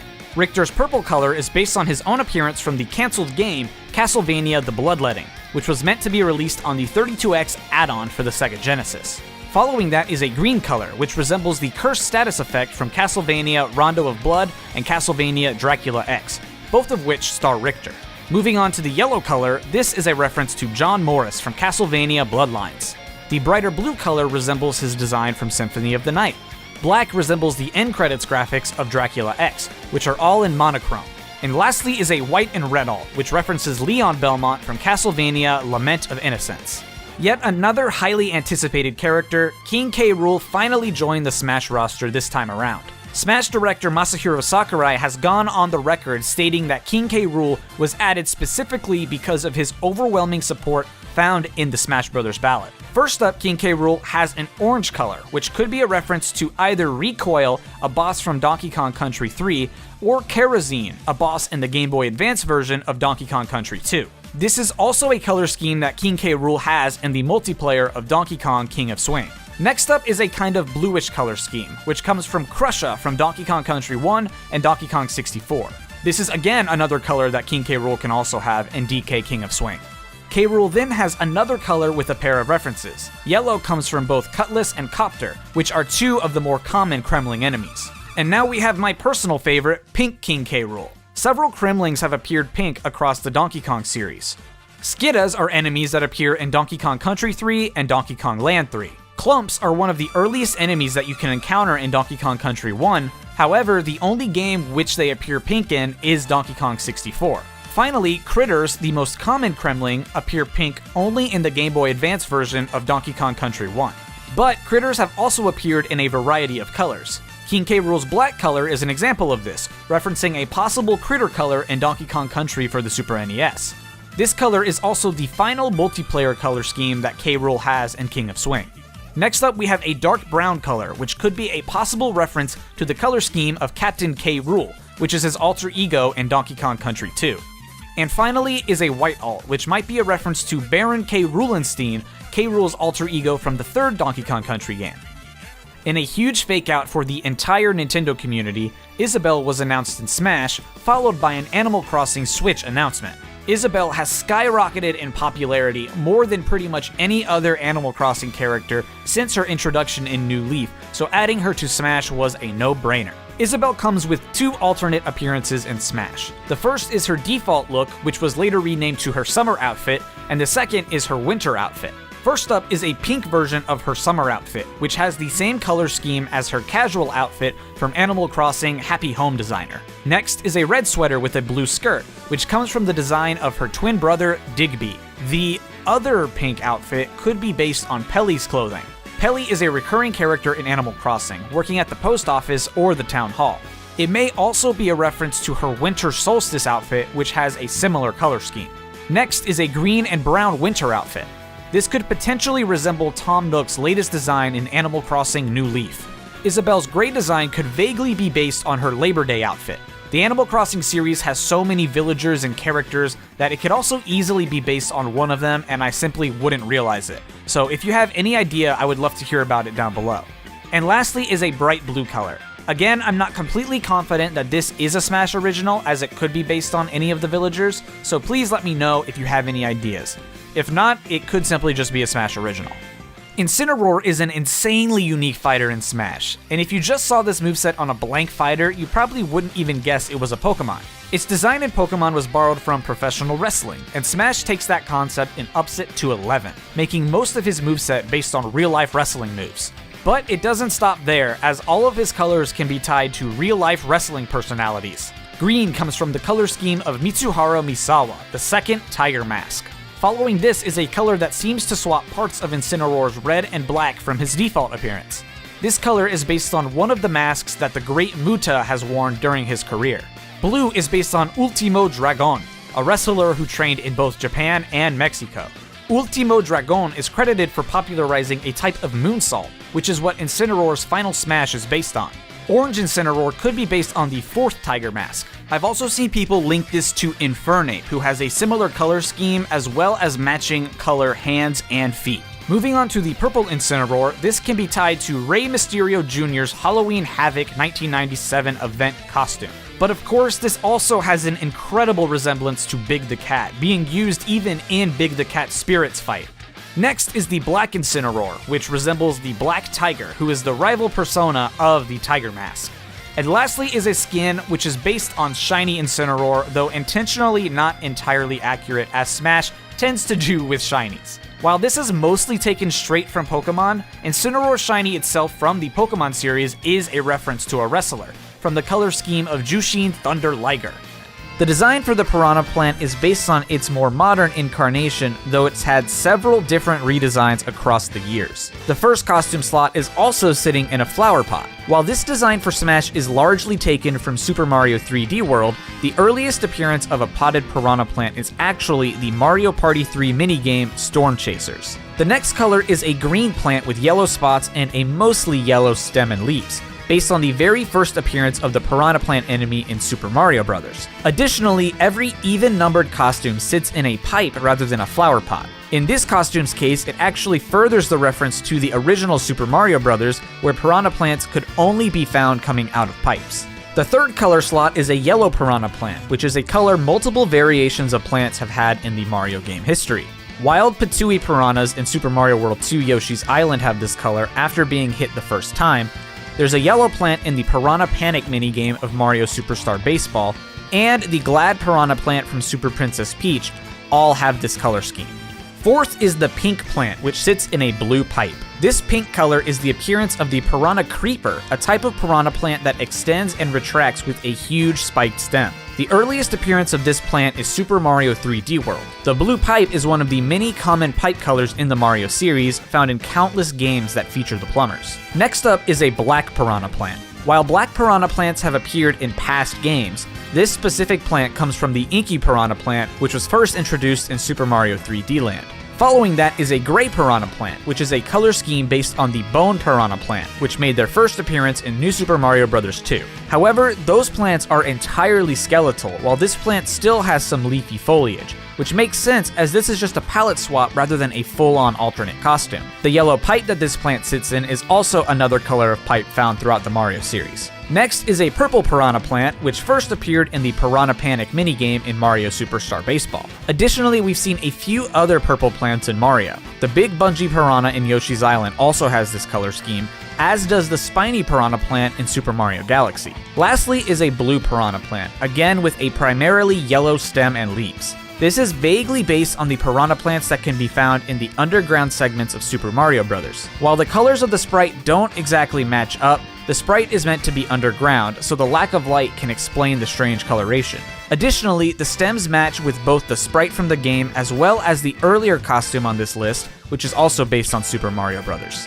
Now let's talk about the first official character on the Fighter's Pass, which is Joker from Persona 5. His default appearance and general design is of course as Joker, the Phantom Thief of Heart. When Joker summons Arsene, the mask that he wears disappears in both his in-game model and his battle HUD. The first color scheme is purple, which is based on Revelations Persona. Each Persona game typically follows a generalized color scheme and designs their UI, box art, and things like that around that color, and Revelations Persona utilized quite a bit of purple. Following this pattern, Joker's blue outfit is based on the signature color of Persona 3. You could also potentially tie this color scheme to the Velvet Room Attendants, a recurring role and setting in the Persona series. The yellow color scheme comes from the recurring color of Persona 4, and the red scheme is from Joker's own home game Persona 5. But P5 isn't the first game that has utilized red as a common color, as Persona 2 also used it as its theme. Joker's sixth and final Phantom Thief outfit is the only one that's properly based on a character from Persona 5. Goro Akechi, also known by his codename Crow, is a temporary member of the Phantom Thieves, and that is where this costume comes from. But Joker does have a full alternate costume, which is based on his Shujin Academy school uniform, which is pretty much his everyday clothing in Persona 5. Instead of wearing and losing his mask to summon Arsene, a pair of glasses fill this role. Lastly is a white variation of this school uniform. While a white variant of this blazer is never actually seen in Persona 5, Joker does have a summer uniform that he wears that this color comes from. The second Fighter Pass character is Hero, who's a conglomeration of 4 different heroes from the Dragon Quest series crammed into a single character slot. This makes Hero unique in that rather than having 8 different colors all with their own references, the 4 different characters each only have one alternate color with a reference. The first hero is the Luminary, who's the protagonist of Dragon Quest XI Echoes of an Elusive Age, also known as Dragon Quest XI-S Echoes of an Elusive Age, Definitive Edition if you're playing on the Switch. The default name for this hero is 11. Next is the hero from Dragon Quest III, The Seeds of Salvation. While many will call him Erdrick, this name is actually a title given to the many legendary heroes throughout the Dragon Quest series. Fans will typically refer to this hero both by the title and name of Erdrick, but in the hero presentation, Mr. Sakurai states that his default name is Arusu. Dragon Quest III also has a gender option, so the hero from that game can also be a female who looks very similar in appearance and clothing. The next slot is taken up by the hero from Dragon Quest IV Chapters of the Chosen, and his default name is Solo. This game too had a gender option, letting the player play as either Solo or his female counterpart, Sophia. The final hero comes from Dragon Quest VIII Journey of the Cursed King. His default name is, fittingly, 8.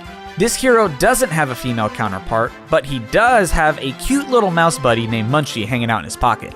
11's alternate color gives him white hair and a red outfit, which is based on a character from a totally different Dragon Quest game. This appearance comes from Angelo, who appears in Dragon Quest VIII. Erdrick's alternate color resembles the hero from Dragon Quest V, Madison. He of course appears alongside the other protagonists in the hero's final smash.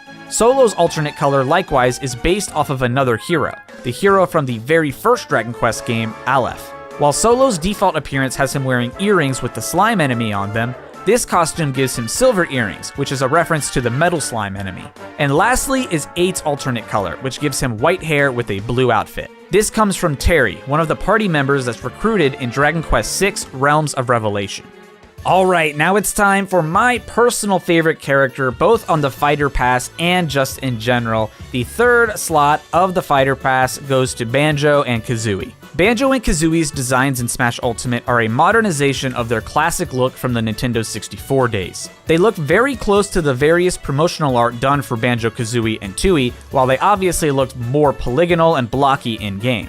The first recolor turns Banjo pink and gives Kazooie a kind of orange tint. This pink skin is often said to match Mumbo Jumbo's skin color, though it's much easier to see this comparison using Mumbo's Nuts and Bolts design rather than his classic look. Likewise, Kazooie in Nuts and Bolts is a bit more on the orange side, which could be a link for her appearance in this costume as well. The next set of colors gives Banjo black fur and makes Kazooie blue with purple accents. Banjo also gets red shorts and a yellow backpack. This appearance is based on Bottles, the mole from Banjo-Kazooie that teaches you all of your moves. Kazooie's blue appearance could be based on one of the colors from Banjo-Tooie's multiplayer mode, while the purple accents are original to Smash. Their fourth color slightly alters the color of Banjo's fur, makes Kazooie entirely purple, and swaps the default colors of Banjo's shorts and backpack. I've looked online and this costume actually seems to have some conflicting opinions about what it could be referencing. There are some who say it references Tootie, with the backpack being a reference to her blonde hair and Kazooie referencing her shorts. But honestly, that connection seems very loose at best to me. Others have said Banjo's reddish fur is a reference to Conker the Squirrel, but if that was the case, I'd say that the reference is very bad, as Conker is a bright orange and this barely looks even kind of red. Personally, I just think that this is a Smash original for Banjo. However, Kazooie's color scheme comes from two different places. Purple was yet another color that could be used in Banjo-Tooie's multiplayer mode, and it was also the color of an imprisoned Breagle from the Game Boy Advance game Banjo-Kazooie Grunty's Revenge. The next costume is far more straightforward. It turns Banjo all white and makes Kazooie black with white accents. Banjo is a reference to Boggy the Polar Bear, a recurring character throughout the series. While Kazooie isn't a reference to anything specifically from her original series, she was given the color scheme of a real-life penguin to complement Banjo's polar bear appearance. The next costume makes Banjo and Kazooie pretty much all yellow. Banjo's yellow fur comes from one of the alternate colors from Tooie's multiplayer when multiple people play as Banjo. The dark yellow Kazooie could be a lot of things. It might be a reference to Gobi the Camel or Terry the Pterodactyl, or the whole costume together could simply be a reference to a Jiggy. Or they simply could have made Kazooie yellowish just to match Banjo. The seventh costume makes Banjo blue and Kazooie a slightly different shade of red than her usual color. This is a reference to both the split-up pads in Banjo-Tooie and the Banjo-Kazooie logo as a whole. Banjo and Kazooie could act individually after using the split-up pads, with Banjo's pad being blue and Kazooie's being red. Of course, the color of those pads comes from the game's logo, where Banjo's name's in blue and Kazooie's is in red, so it all just kind of ties back to the logo. And lastly is of course the infamous Gruntilda skin. Banjo's fur is made black to match her clothing, while his skin is made green to match her skin. His eyes are even made yellow to match Gruntilda's, which is actually the only costume to mess with Banjo's eyes. Meanwhile, Kazooie, Banjo's pants, and his necklace are all made varying shades of purple in order to match Gruntilda's scarf. The fourth character on the Fighter Pass is Terry Bogard from the Fatal Fury series, as well as a regular in the King of Fighters series. Mr. Sakurai revealed in his showcase of Terry that his alternate colors combine many elements from various media Terry's appeared in, which makes for a couple of appearances that can be considered totally unique to Super Smash Bros. Terry's design has evolved a number of times throughout the Fatal Fury and King of Fighters series, but the design selected for Smash is primarily based on his look in early King of Fighters games. His second costume turns his vest, cap, and shoes to be blue while making his jeans a more blue-green color. This blue color is a possible alternate color available in a huge number of King of Fighters and Fatal Fury games, and it's a staple for Terry to have. Following this is a brown outfit, which is a mixture of two different appearances Terry's had. In King of Fighters 12 and 13, Terry has a familiar appearance, but it removes the Fatal Fury logo from his hat, which this costume in Smash also does. The brown color also comes from one of Terry's regular palette swaps that he has in his huge library of games. After that is an outfit that makes his vest, hat, and shoes green, and makes his jeans yellowish-brown. His cap also has no logo in this costume as well. This color scheme is based on one that he has in King of Fighters 2002. Next up is a brighter version of his default appearance. Everything is just a bit more saturated. This costume is based on his design from the earliest Fatal Fury games. In those games, his cap has the Neo Geo logo on it, and likewise, this costume in Smash has the Neo Geo logo as well. Terry's next costume turns his hat, vest, and shoes black, which is one of his palette swaps from Real Bout 2 Fatal Fury. His hat in this costume also has King of Fighters written on it, which is a part of his design from both Fatal Fury 3 and Real Bout Fatal Fury. The seventh costume is also a black one, though every aspect of his clothing is sent to the dark side this time. This is a possible color that Terry can have in King of Fighters 98. His cap in this costume has a metal plate over the front, which comes from Terry's appearance in the trilogy of Fatal Fury anime movies where he has that on his hat for one reason or another. The final costume makes Terry's vest, cap, and shoes yellow while making his jeans gray. This is yet another palette swap available in King of Fighters 14. The cap again has a different design, this time reading Southtown Hungry Wolf, which is a parallel to what his cap also reads in King of Fighters 14. And lastly, whether you like it or not, the fifth slot on the Fighters Pass goes to Byleth from Fire Emblem Three Houses. Byleth is the avatar character that the player controls during their time in Three Houses. Every odd-numbered costume slot features male Byleth, while every even-numbered costume slot features female Byleth. The first true alternate color is for male Byleth, which is a blue outfit that changes his hair blonde. This is the color scheme of Dimitri, the leader of the Blue Lion's house. This costume is the only one that changes the color of the dagger hanging from Byleth's belt, making it match the colors of the dagger that Dimitri gave to Edelgard during the game. The first female Byleth color is a red outfit which gives her white hair, which is based on Edelgard, the leader of the Black Eagle's house. And to complete the trio, male Byleth's second color is a yellow outfit that makes his hair brown. This of course is based on Claude, the leader of the Golden Deer house. The next costume is based on the color scheme of Sothis, a recurring character that the player interacts with in Three Houses. And the 7th and 8th costumes are both based on a new power that Byleth gains during the course of Three Houses, which turns their hair and eyes green rather than the usual blue. It's a very subtle difference from their default design, but it happens in the game, so it's kinda neat that Sakurai included it. Have you ever loved something so much that you wanted to become part of that something? If you answered yes to that question, then you have something in common with Min Min. In the ARMS world, Min Min's family owns the ramen restaurant, the Nintendo Noodle House. She fights as a way to promote the restaurant, and the official ARMS website description describes her as ramen royalty, and she loves it so much that she apparently altered her DNA to become part ramen noodle. Being its own fighting game, ARMS offers alternate color schemes for all of its own fighters, and so that translates for Min Min over to Smash. To change colors in ARMS, the player inputs a direction on the joystick while selecting their character, and each direction corresponds to a different color with 4 in all. The first costume for Smash is obviously the default appearance Min Min takes on while fighting, although she also has this alternate look in other areas. Moving the joystick up also serves for the default costume. The pink and blue costume is Min Min's costume for pressing the joystick right. Likewise, the white and red costume comes from pressing the joystick down. And lastly is the black and yellow costume for pressing the joystick left. But with only 4 costumes actually from her colors and arms, that leaves 4 more spots in Smash that needed to be filled, so the team got a little bit more creative. Her 5th costume has varying shades of blue while being accented with some green. This color scheme is most likely a nod to Ninjara, another fighter in arms. Next is a green and yellow outfit, which comes from Twintail's left costume. Unlike Min Min, Twintail's hair color changes considerably depending on her costume. And because this costume gives Twintail blonde hair, they drew that color to part of Min Min's jersey for the reference. The other pink costume Min Min has is a bit more vague, but ARMS frequently uses color schemes very similar to this. Helix, Springman, Ribbon Girl, and Kid Cobra can all take on appearances that match this color scheme. Kid Cobra's Spirit Battle in Ultimate even uses this alternate for Min Min for that fight. And lastly is yet another black costume, but this time with much more black and gray and with accents of orange and red. This could easily be pulled from Bite and Bark's left costume, which gives them a very similar color scheme. Steve is the original placeholder texture for the player character when they make a brand new account for Minecraft. Customized skins were always intended as a feature for Minecraft, but a placeholder was of course necessary in the event that the player did not make a custom skin. The original default model was created and it featured this Steve texture. The beard was later removed in favor of a beardless appearance for the default Steve, however the beard would still remain a part of Steve's design while used in promotional artwork and merchandise, and now Smash's character model.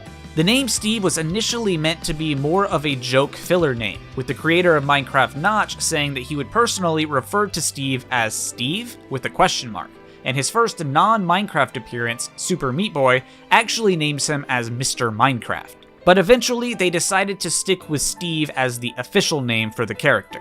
A few years later in Minecraft Java 1.8, a second default player was added with a female appearance, given the default name of Alex. This also introduced a slimmer player model as an option, with Alex having thinner arms than Steve, as well as giving more diversity in a more feminine character. Steve's first alternate costume is Tennis Steve.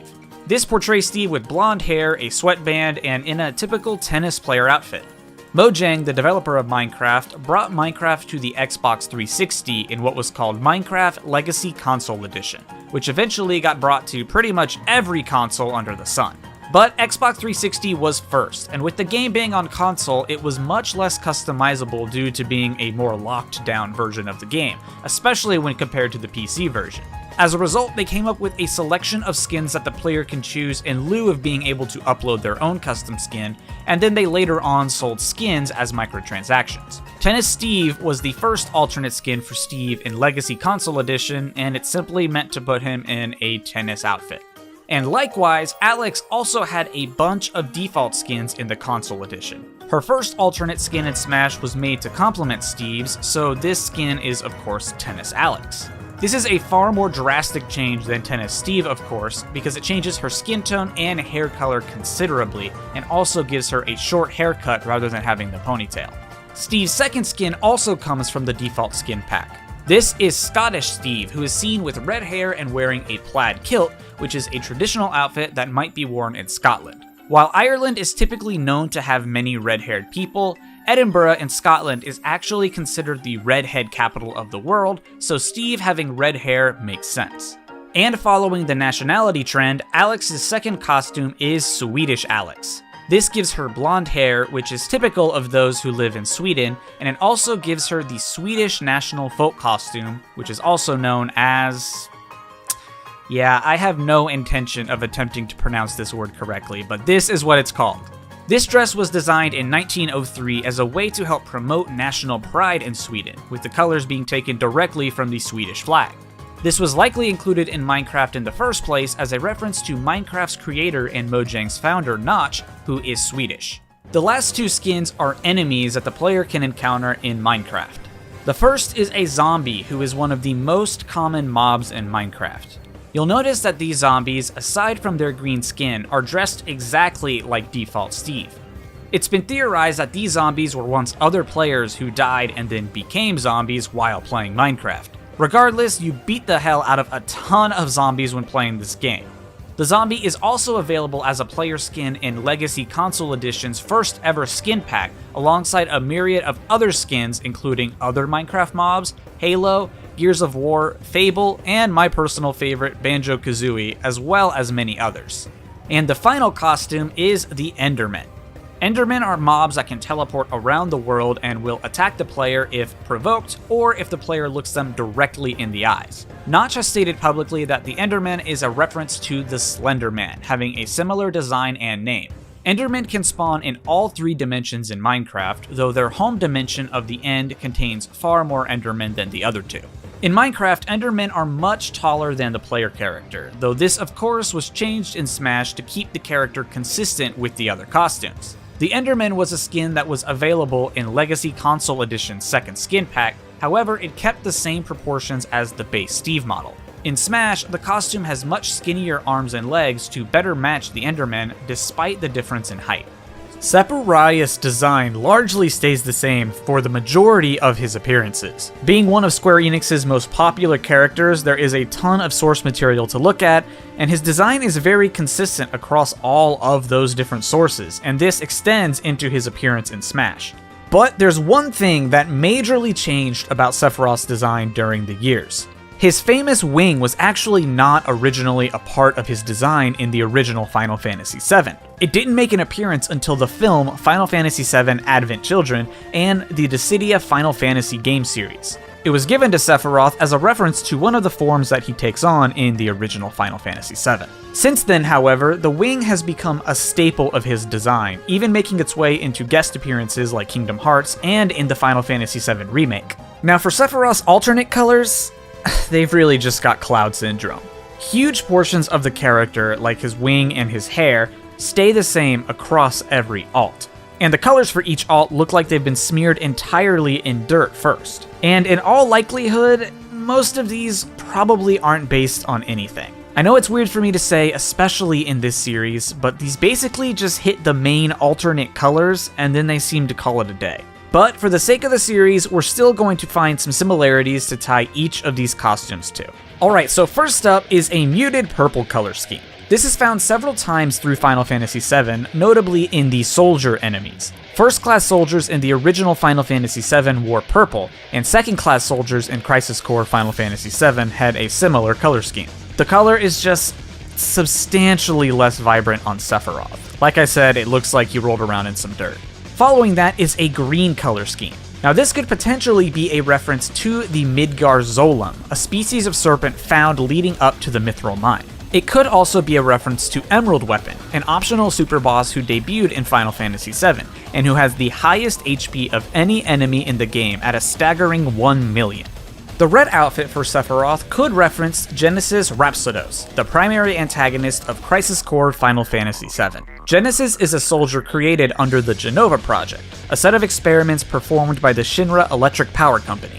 The project that created Genesis was a similar experiment to the project that created Sephiroth, however, both used different methods and had different scientific leads. This color scheme is also found in Dissidia Final Fantasy NT as one of Sephiroth's possible colors, and again, the inspiration is drawn from Genesis. Moving to the white-silver one, I just don't think that this one has anything really. I've seen people say that it references Rufus Shinra, who notably wears all white, but I simply think the colors, even with creative liberties taken into consideration, I just don't think they really match. Rufus wears entirely bright white, and I wouldn't even be able to argue that this Sephiroth color is even off-white. I mean, it's just straight up silver. The closest that I think I can find would again be related to the color of another boss, this time Diamond Weapon. Diamond Weapon was initially not a fight in the original Japanese release of the game as a result of short development time, and the reward for defeating the boss is left as unused content in the game's data. But upon international release, there was more development time allotted and they were able to add some additional features, and this boss was added to the game's story. Next up is a blue color, which most likely comes from the Soldier 3rd Class. These soldiers were depicted with deep blue clothing in the original release of the game. In Final Fantasy VII Remake, the colors for 3rd Class soldiers were updated, which makes the comparison even more appropriate for Sephiroth. Even actual characters who are third-class soldiers and not just generic enemies wear this same uniform, so I'm pretty confident that this might actually be the reference. And after that, Sephiroth gets 2 other skins. And I mean it when I say skins. Oh no, he's hot! These final 2 costumes depict Sephiroth completely shirtless, but still wearing his pants and boots, and despite the render, maintaining his wing. These costumes are based on his appearance as the final boss of Final Fantasy VII. There isn't much else to say on that, it's just straight up what he looks like. This costume also made an appearance in the fighting game Dissidia Duodecim Final Fantasy as Sephiroth's Executioner outfit. The final costume is a red recolor of this appearance, and it likely holds the same reference as the previous red costume, which is a reference to Genesis and his color scheme. Pyra and Mithra are blades, which are essentially spirits that exist within weapons that are wielded by drivers. The 2 are unique as they are 2 entities that occupy the same blade, which ordinarily shouldn't be the case. Their designs in Smash are modified a bit from their appearance in Xenoblade Chronicles 2. This is likely to fall more in line with Smash's E10 Plus rating compared to Xenoblade's T rating. Pyra's shorts are a bit longer and she wears tights that cover her up a bit more. Mithra, meanwhile, has her legs and back covered in some sort of spandex and her chest hole has been filled in. Interestingly, Mithra's Smash design is technically Smash original, even though it appears in Xenoblade Chronicles 2. When her original spirit was designed for Smash Ultimate's base game, it was given a more censored design in order to stay in line with the game's ratings. The basis for this design was then brought over to Xenoblade Chronicles 2 as a costume for Mithra, which was called Massive Melee Mithra, which as a name is probably a play on the words for Super Smash Bros. This DLC auxiliary core was distributed for free in the 2.0.2 update for Xenoblade Chronicles 2. For some reason though, Pyra didn't get this same treatment. Her spirit wasn't censored at all in the base game, and she doesn't even have a parallel costume to Mithra's in Xenoblade Chronicles 2. I guess Mithra was just a little too revealing. The first alternate colors for Pyra and Mithra give them a matching color scheme, a sort of green with blue accent colors. Both color schemes are a reference to the same character, Numa. Numa is a special blade in Xenoblade Chronicles 2, who is the ascended form of both Pyra and Mithra, which fuses their personalities into a single entity. This art of Numa was created specifically for Smash Ultimate in order to allow for a Numa spirit to be in the game. The second costume is pretty straightforward, simply swapping the color schemes of Pyra and Mithra. Though this is explained by Sakurai as a way for you to potentially confuse your opponent because you'll mix up which character is which, there's actually a reference for this outside of Smash. In Xenoblade Chronicles 2, both Pyra and Mithra have auxiliary cores that can be purchased in the Nopon Stone Exchange after completing a challenge battle. The Mithra-style Pyra core gives Pyra the colors for Mithra, and Pyra-style Mithra does the reverse. The third set of alternate colors gives Pyra a brown color scheme. This color is based on the Gormati hood. Pyra wore this hood as a disguise when sneaking into Torgoth, and it quickly became a fan favorite. The hood is based on the Gormati, which is a race of people who have cat-like characteristics such as their ears. Later on in the DLC rounds for Xenoblade Chronicles 2, this appearance became a DLC costume as a downloadable auxiliary core named Disguised Pyra. Meanwhile, for Mithra, this costume slot gives her the color scheme of Nia. Nia is a Gormati herself, which is an appropriate match for Pyra's color, and she becomes one of Rex's party members throughout Xenoblade 2. The fourth costume gives both Pyra and Mithra a purple, black, and red color scheme. This scheme was described by Sakurai during his showcase of the characters as giving them a villainous look, which kinda tracks with the overall theme of dark skins in Smash. But despite this, the color scheme also bears resemblance to Poppy Cutie Pie, the third form that the character Poppy can take on. Poppy isn't a natural blade, instead being built and upgradable by Tora. The fifth costume gives both Pyra and Mithra a blue, red, and whitish color scheme, described by Sakurai as a tricolor aeronautical motif. While it's possible that this is simply Smash original, I personally think that there is a chance that this could have been inspired by color schemes taken on by Gundams in the anime series of the same name.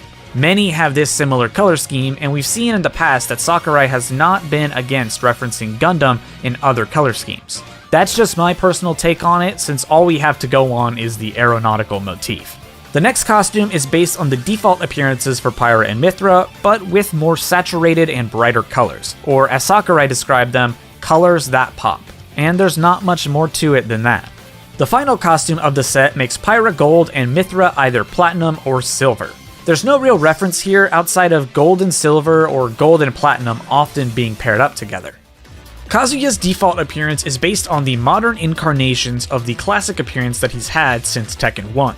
This design has received some updates throughout the series with additions or removals, but the core tenets of the design have stayed the same, with red hand and foot wraps, the pants to a martial arts gi, and no shirt.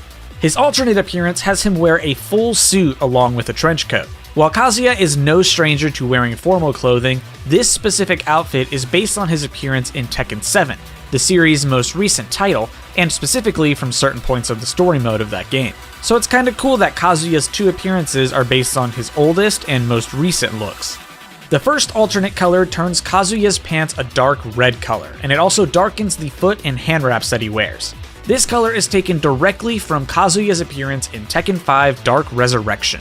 Dark Resurrection is an updated version of Tekken 5, including new characters and additional features to the game. The default colors of the game were also changed, and this red became one of Kazuya's new default colors.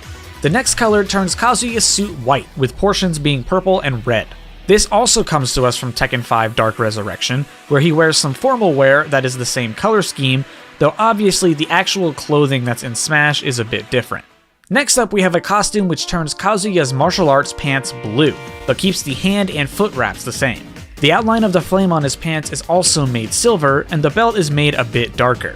This color scheme takes inspiration from the Player 2 outfits from both Tekken 1 and Tekken 2, and it sort of combines them into a single costume. Both outfits have Kazuya wear blue jeans. The Tekken 1 outfit features red hand wraps and red tennis shoes, which are maintained for the Smash costume. But the darker belt is likely pulled from the Tekken 2 outfit, as he wears a black belt there to hold up his jeans. Next up is one of Kazuya's most popular looks, which is an entirely purple suit. Kazuya has worn purple suits multiple times throughout the series. In Tekken 2, his Player 3 outfit is a purple tuxedo with an orange tie. In Tekken Tag Tournament, he again wears this purple suit, though it's a bit more metallic looking than usual. And in Tekken 5, his suit is once again this purple color. The movie Tekken Blood Vengeance also gives Kazuya a purple outfit, though it's likely just because they seem to love putting him in purple more than anything else. The last recolor for Kazuya's first appearance gives him black pants and a black belt with gold trim, and it turns the design on his pants red rather than purple. This outfit is based on Jin Kazama, Kazuya's own son, who was introduced in Tekken 3. Jin has had default appearances that use this color scheme in many Tekken games, and specifically it's his Player 1 outfit in his debut game.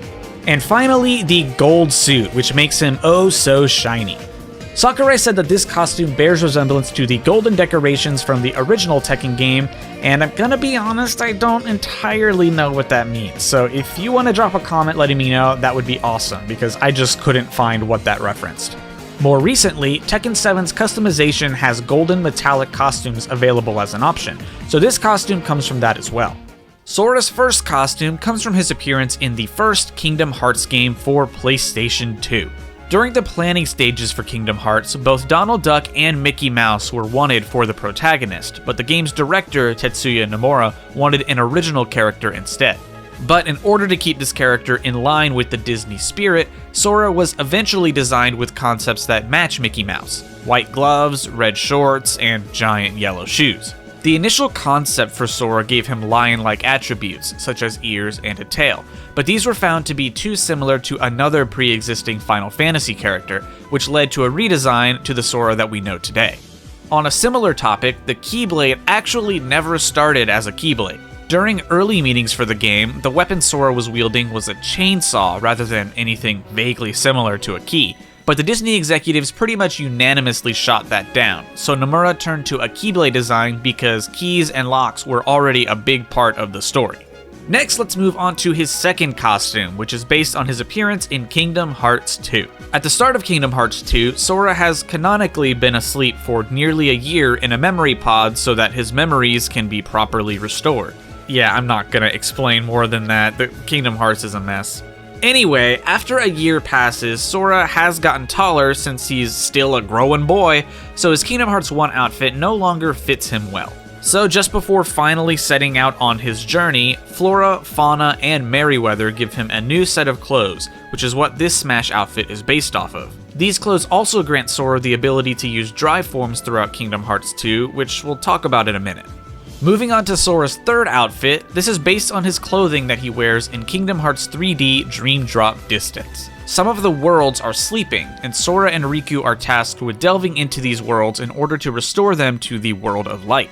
Upon entering the dimension these worlds exist in, Sora finds himself in new clothing, which this costume is based on. It isn't until later in the game that Sora learns that Organization 13 had been manipulating his arrival to their world, and they had in fact placed those clothes on him, with the big X, known as the Recusant Sigil, allowing them to track his location.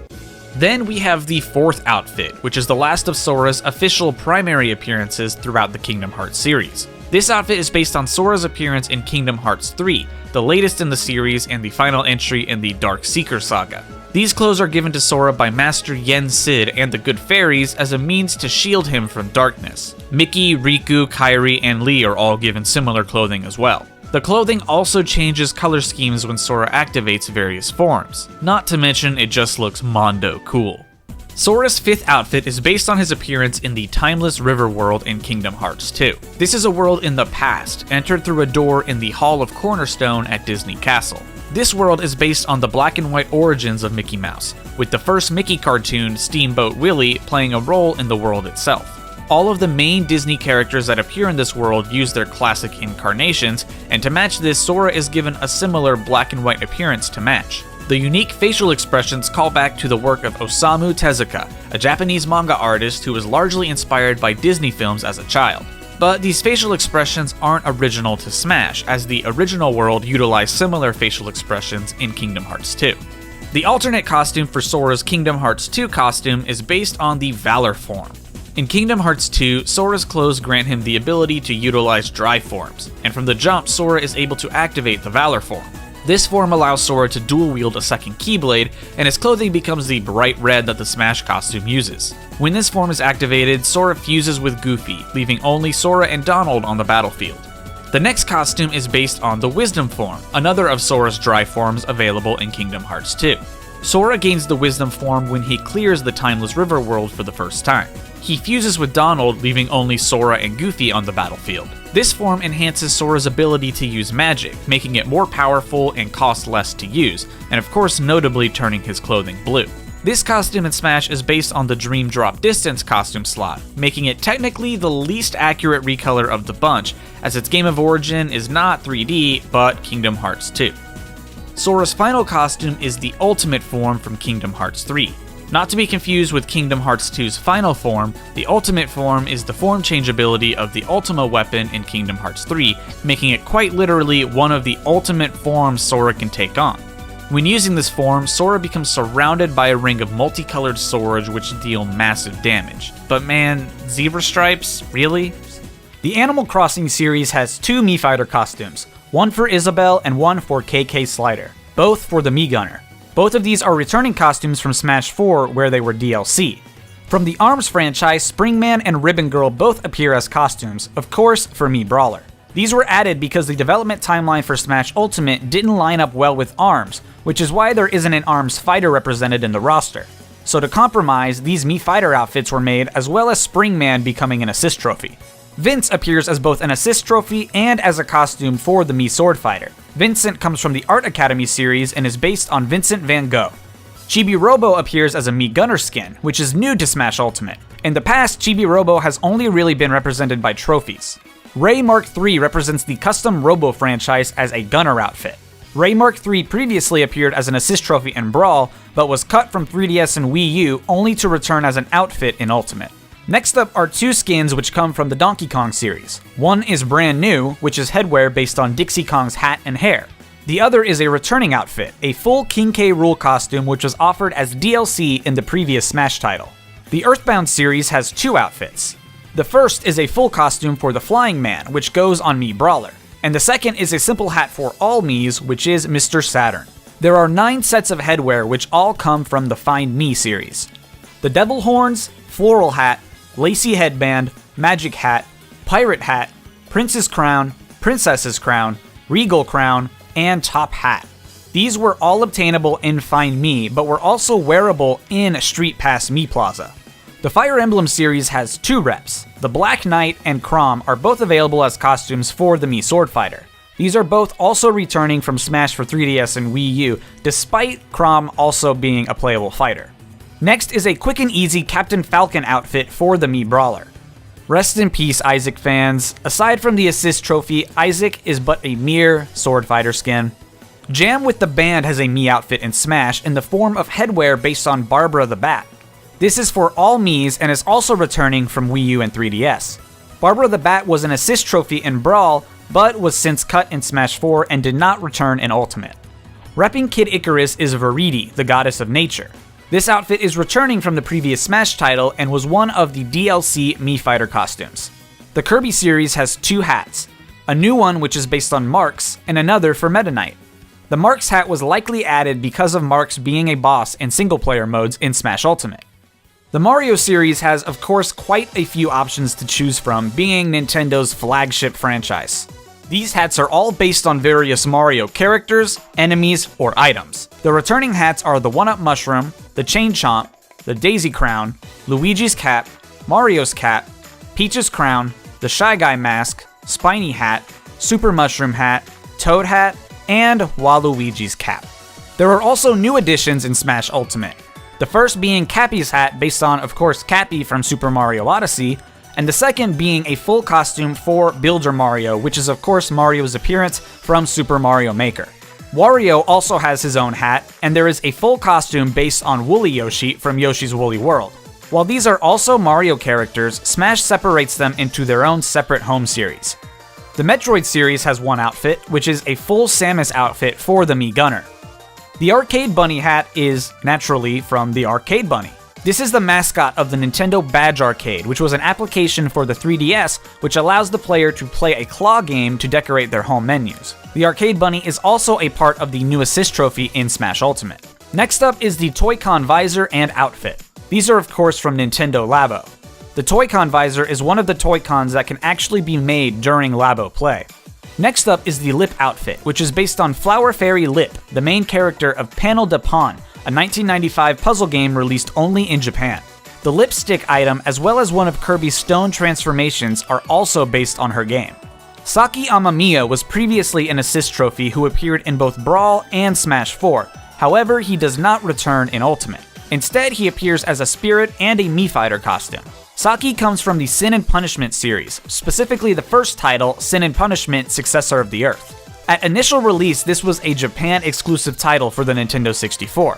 However, the game was finally localized and released in 2007 for the Wii Virtual Console, and garnered enough sales for a Wii sequel to be developed.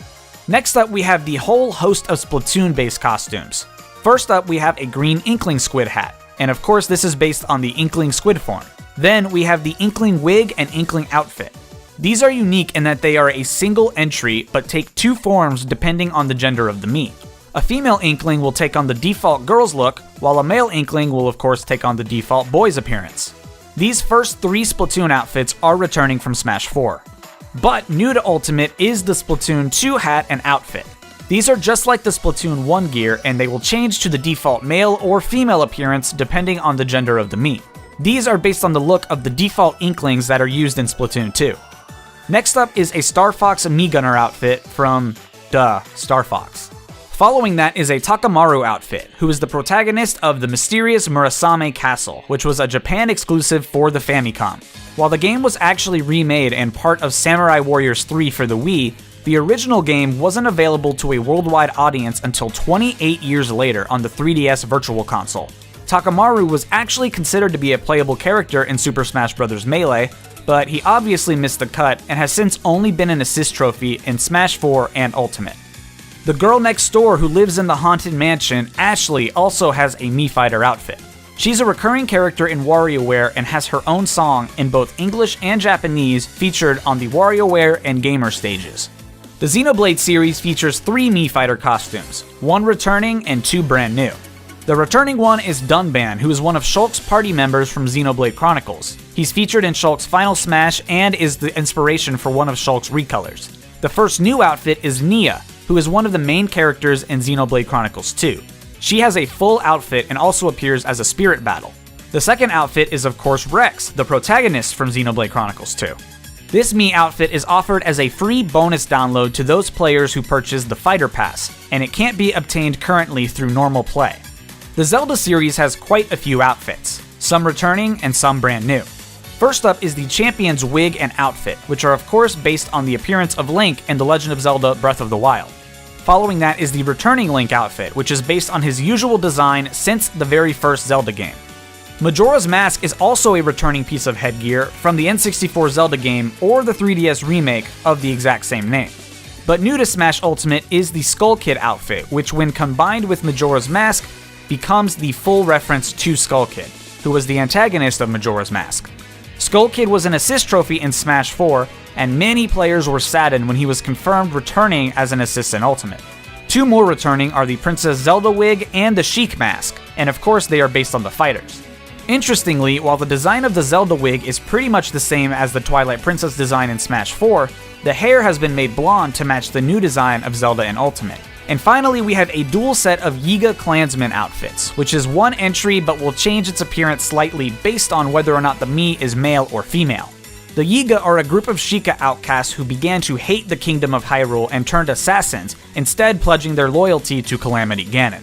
The first Mii Fighter cosmetic is a simple hat, which is based on Morgana from Persona 5. Morgana is one of the founding members of the Phantom Thieves of Heart and is a party member throughout the game. In Smash, he also appears alongside Joker in all of his taunts as well as his victory screens. He also appears in the background of the Memento stage and in one of Joker's victory screens as the Morgana Mobile, which is the appearance that he takes on in the Metaverse in Persona 5. Next is a Mii Sword Fighter costume based on the protagonist from Persona 4, whose canon name is Yu Narukami. Yu and his friends try to solve unexplained murders in their town by exploring the Midnight Channel, a dark world where shadows representing people's darkest secrets dwell. Persona 4 originally released for the PlayStation 2, with the enhanced Persona 4 Golden releasing on the PS Vita. Persona 4 also has other media related to it, such as an anime adaptation, a fighting game, and a rhythm game. And another hat is purchasable during this wave of DLC, which is based on Teddy, who's a playable character in Persona 4. Teddy is considered a comic relief character, and he serves as the team's guide in the Midnight Channel. Moving down the line, the next Mii Fighter costume is for the Mii Sword Fighter and is based on the protagonist for Persona 3, Makoto Yuki. Makoto is a part of the Specialized Extracurricular Execution Squad, a group of Persona users at his high school whose goal is to eliminate shadows and learn about the mysterious Tartarus Tower that appears during the Dark Hour, which is an extra hour that only Persona users are conscious of during each day, because that's not a complicated plot at all. Persona 3 originally released for the PlayStation 2, and like other Persona games, had a director's cut release called Persona 3 FES. Persona 3 Portable was also made for the PlayStation Portable, and the game is also tied into the Persona 4 Arena series, as well as having its own rhythm games, anime, and manga adaptations. Moving away from the Persona series, the next two Mii Fighter costumes are based on Tails and Knuckles from the Sonic the Hedgehog series. These were both DLC costumes in Smash for 3DS and Wii U, but were cut from the base game of Ultimate before being re-added once again as DLC. While Knuckles is simply a full costume of himself for the Mii Brawler, the Tails costume also comes with the blaster as it's for the Mii Gunner. Tails is very mechanically adept, making many gadgets, vehicles, and weapons throughout the Sonic series, so this is a nice little nod to that fact. While it may seem odd for Tails and Knuckles to release alongside the Persona series, the developers of the Persona series, Atlus, were purchased by Sega in 2013, so this Mii Fighter wave was really just a Sega wave more than anything else. But now let's move on to the second wave of Mii Fighter costumes, which released alongside Dragon Quest's Hero. Like the first wave, this second wave is all related to Square Enix and the Dragon Quest series, with different costumes from its rich library. The first costume is a sword fighter costume based on Veronica. Veronica is a party member in Dragon Quest XI and XI's, and is primarily a magic user. A monster stole Veronica's and her sister's magic, and as a result, aged Veronica down to a child, and despite the hero helping her get her magic back, she still looks young. Even though her twin sister still looks the proper age. I don't know. Veronica and her sister Serena are both Keepers, a group dedicated to aiding the Luminary whenever he reappears. The next costume is for the Mii Sword Fighter, and it's Erdrick's helmet and armor. The Order of Erdrick is a title given to heroes of legend throughout the Dragon Quest series. However, this title comes from the very first hero, whose name was Erdrick, and who saved Alefgard from evil in ancient times. The legendary armor, sword, and shield of the very first Erdrick is equipable in several Dragon Quest games, and that armor is the basis for the Mii Sword Fighter costume. Following this is the martial artist wig and gi for the Mii Brawler. The martial artist, previously known as just Fighter, is a class in Dragon Quest. In Dragon Quest III, the series saw its first introduction of party customization, which allowed you to change the classes of your party members. Martial artists excel in areas like strength and agility, while they aren't really great in areas like magic. Later games in the series would simply give you predetermined party members based on the story, and sometimes they would fit the role of martial artist. However, in Dragon Quest III, it allowed you to simply pick your party member roles freely. The Mii Fighter costumes are based on the appearance of both the male and female artist from Dragon Quest III. And lastly, for the second wave is a hat based on the slime, which is an enemy from Dragon Quest. Slimes are the most common enemy in the series, and they have been a part of the series since the very first game. Because of the ever-changing nature of the Dragon Quest series with constantly changing characters and stories, the slime has become synonymous with the series, in the same way that Pikachu is to Pokemon. In fact, Sakurai has stated that if Hiro had been declined as a fighter by Square Enix, he was prepared and willing to create the slime into a fighter for Smash. It's just simply that iconic.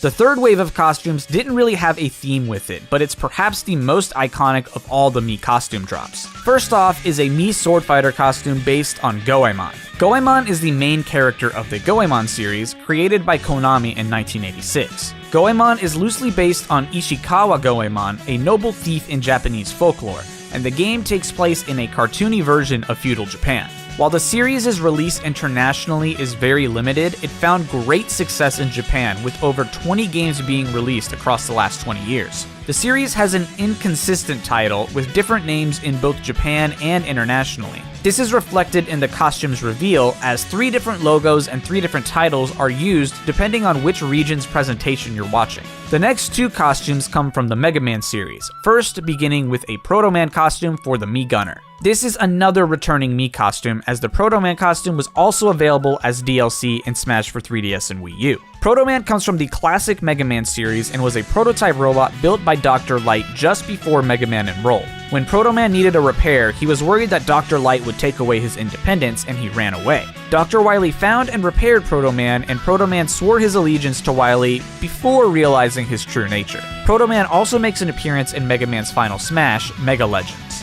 Also from the Mega Man franchise is Zero, though he comes from the Mega Man X series. Zero is a maverick hunter and acts as a mentor to X. Zero became such a popular character from this series that he earned his own series of games known as Mega Man Zero. This Mii Fighter costume is also a returning costume from Smash for 3DS and Wii U, where it was also downloadable content. But new to Ultimate is the Zero Assist Trophy, where he uses various moves from throughout the Mega Man franchise. Next up is the Team Rocket Grunts costume, which comes in both male and female variations. Team Rocket is a recurring evil group that first debuted in Pokemon Red and Green, and have appeared in the remakes and sequel games many times. The Rocket Grunts received a redesign in the remakes Pokemon Fire Red and Leaf Green, and this design stays pretty consistent from that point on. But the Miis that were used in the reveal of these costumes are based on the Rocket Grunt designs from Pokemon Let's Go Pikachu and Let's Go Eevee. And at last, let's talk about the costume for Mii Gunner, Sans from Undertale. Undertale is an indie game created by Toby Fox, originally released for Windows and Mac before being a phenomenal success and seeing ports to Linux, PlayStation 4 and Vita, and Nintendo Switch. Sans is a skeleton monster, and his recurring character that plays a pivotal role throughout Undertale, and who the player eventually fights. His name comes from the font Comic Sans MS, which is the typeface that all of his dialogue appears as in-game. The game saw mass popularity online, and Sans became a frequent request for Smash, both seriously and just as a meme. However, Mr. Sakurai clearly took notice, and while the DLC characters were already decided, Sans was turned into a Mii Gunner skin, which is Sans' first official appearance as a 3D model. The weapon Sans uses as a gunner is a Gaster Blaster, which is a weapon also used by Sans during Undertale's genocide route. Moving into the fourth wave, all of the Mii Fighter costumes released are related to fighting games as a connection to Terry Bogard's release. The first costume is Nakoruru, a character from the Samurai Showdown series who has been a series regular since the first game in 1993. She fights using a kodachi, a traditional samurai sword, and is often paired with a hawk named Mamahaha or a wolf named Shikuru. She's one of the most popular Samurai Showdown characters and is frequently used in other games and media related to the SNK Corporation. Following that, we have Ryo Sakazaki, the main character from the Art of Fighting series, as well as a series regular in the King of Fighters. Art of Fighting first released in 1992 for the Neo Geo as the second fighting game series made by SNK, preceded only by Fatal Fury. The game has 2 sequels, but now mostly relies on crossover appearances for its characters, such as in King of Fighters or Capcom vs SNK. Next is Iori Yagami, a main character from the King of Fighters series. Iori was first introduced in King of Fighters 95 as a playable fighter. The King of Fighters 95 project began with the concept of giving Kyo Kusanagi a rival, and Iori was the result of that. Both of their families have a deep rivalry against each other dating back centuries, which serves as motivation for the characters' personal rivalries. Many characters were designed to be the official rival for Kyo, but based on pre-release voting, Iori was the most liked, and he was a personal favorite of the developers. Following that is a non-SNK related fighter, Akira Yuki, the mascot of the Virtua Fighter series. Akira debuted alongside the first title in the series, released for arcades in 1993.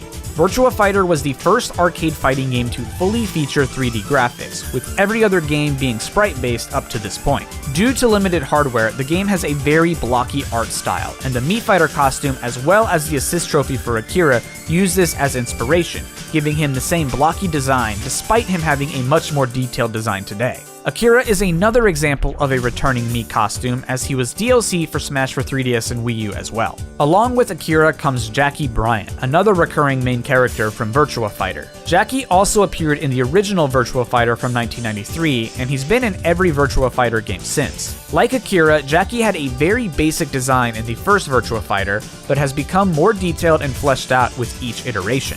Unlike Akira, the Smash Mii Brawler costume is not based on his first appearance, and instead pulls from his latest design from Virtua Fighter 5. And yet again, this is an example of a previous DLC costume returning, as Jackie was available for purchase in Smash for 3DS and Wii U. And now we hit the final wave of DLC, which was released alongside the final Fighter Pass character, Byleth. The first costume comes to us from the Assassin's Creed franchise, Altair for the Mii Sword Fighter. Altair is the main character of the first Assassin's Creed game, and a recurring character in the series. Desmond Miles, who's one of Altair's descendants, is forced to relive Altair's memories, which is the point of view that the game takes place in. For some reason, in the American version of the revealed trailer, the Assassin's Creed logo is not present, and it simply says Altair. But in all of the international versions, the actual Assassin's Creed logo is there, and there has never been any official distinction or reasoning for this. Next up is the Rabbids hat, which comes from the Rayman series before effectively receiving their own spin-off titles. These were originally designed to be enemies in the unreleased Rayman 4, which was repurposed into a different game, Rayman Raving Rabbids. Since then, they have had a successful series of games, with their most recent big success being the crossover title Mario plus Rabbids Kingdom Battle. Both Altair and the Rabbids hats were collaborations with Ubisoft, who owns both of these properties.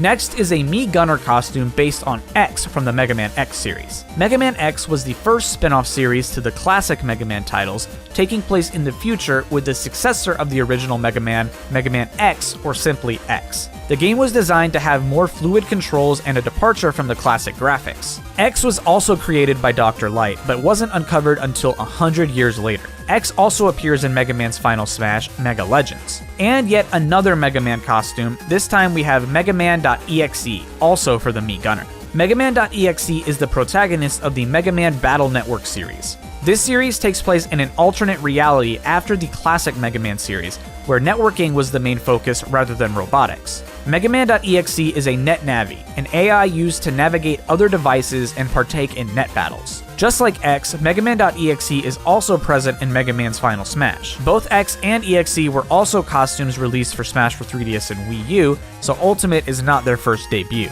And the final costume for Wave 5 is Cuphead. Cuphead is the main character of the indie game Cuphead Don't Deal with the Devil. Cuphead is a 2D side-scrolling run-and-gun style game inspired by the rubber hose style of animation, such as classic Walt Disney animations. This aspect of the game was so important that the animation was done traditionally with pencil and paper before being brought in digitally.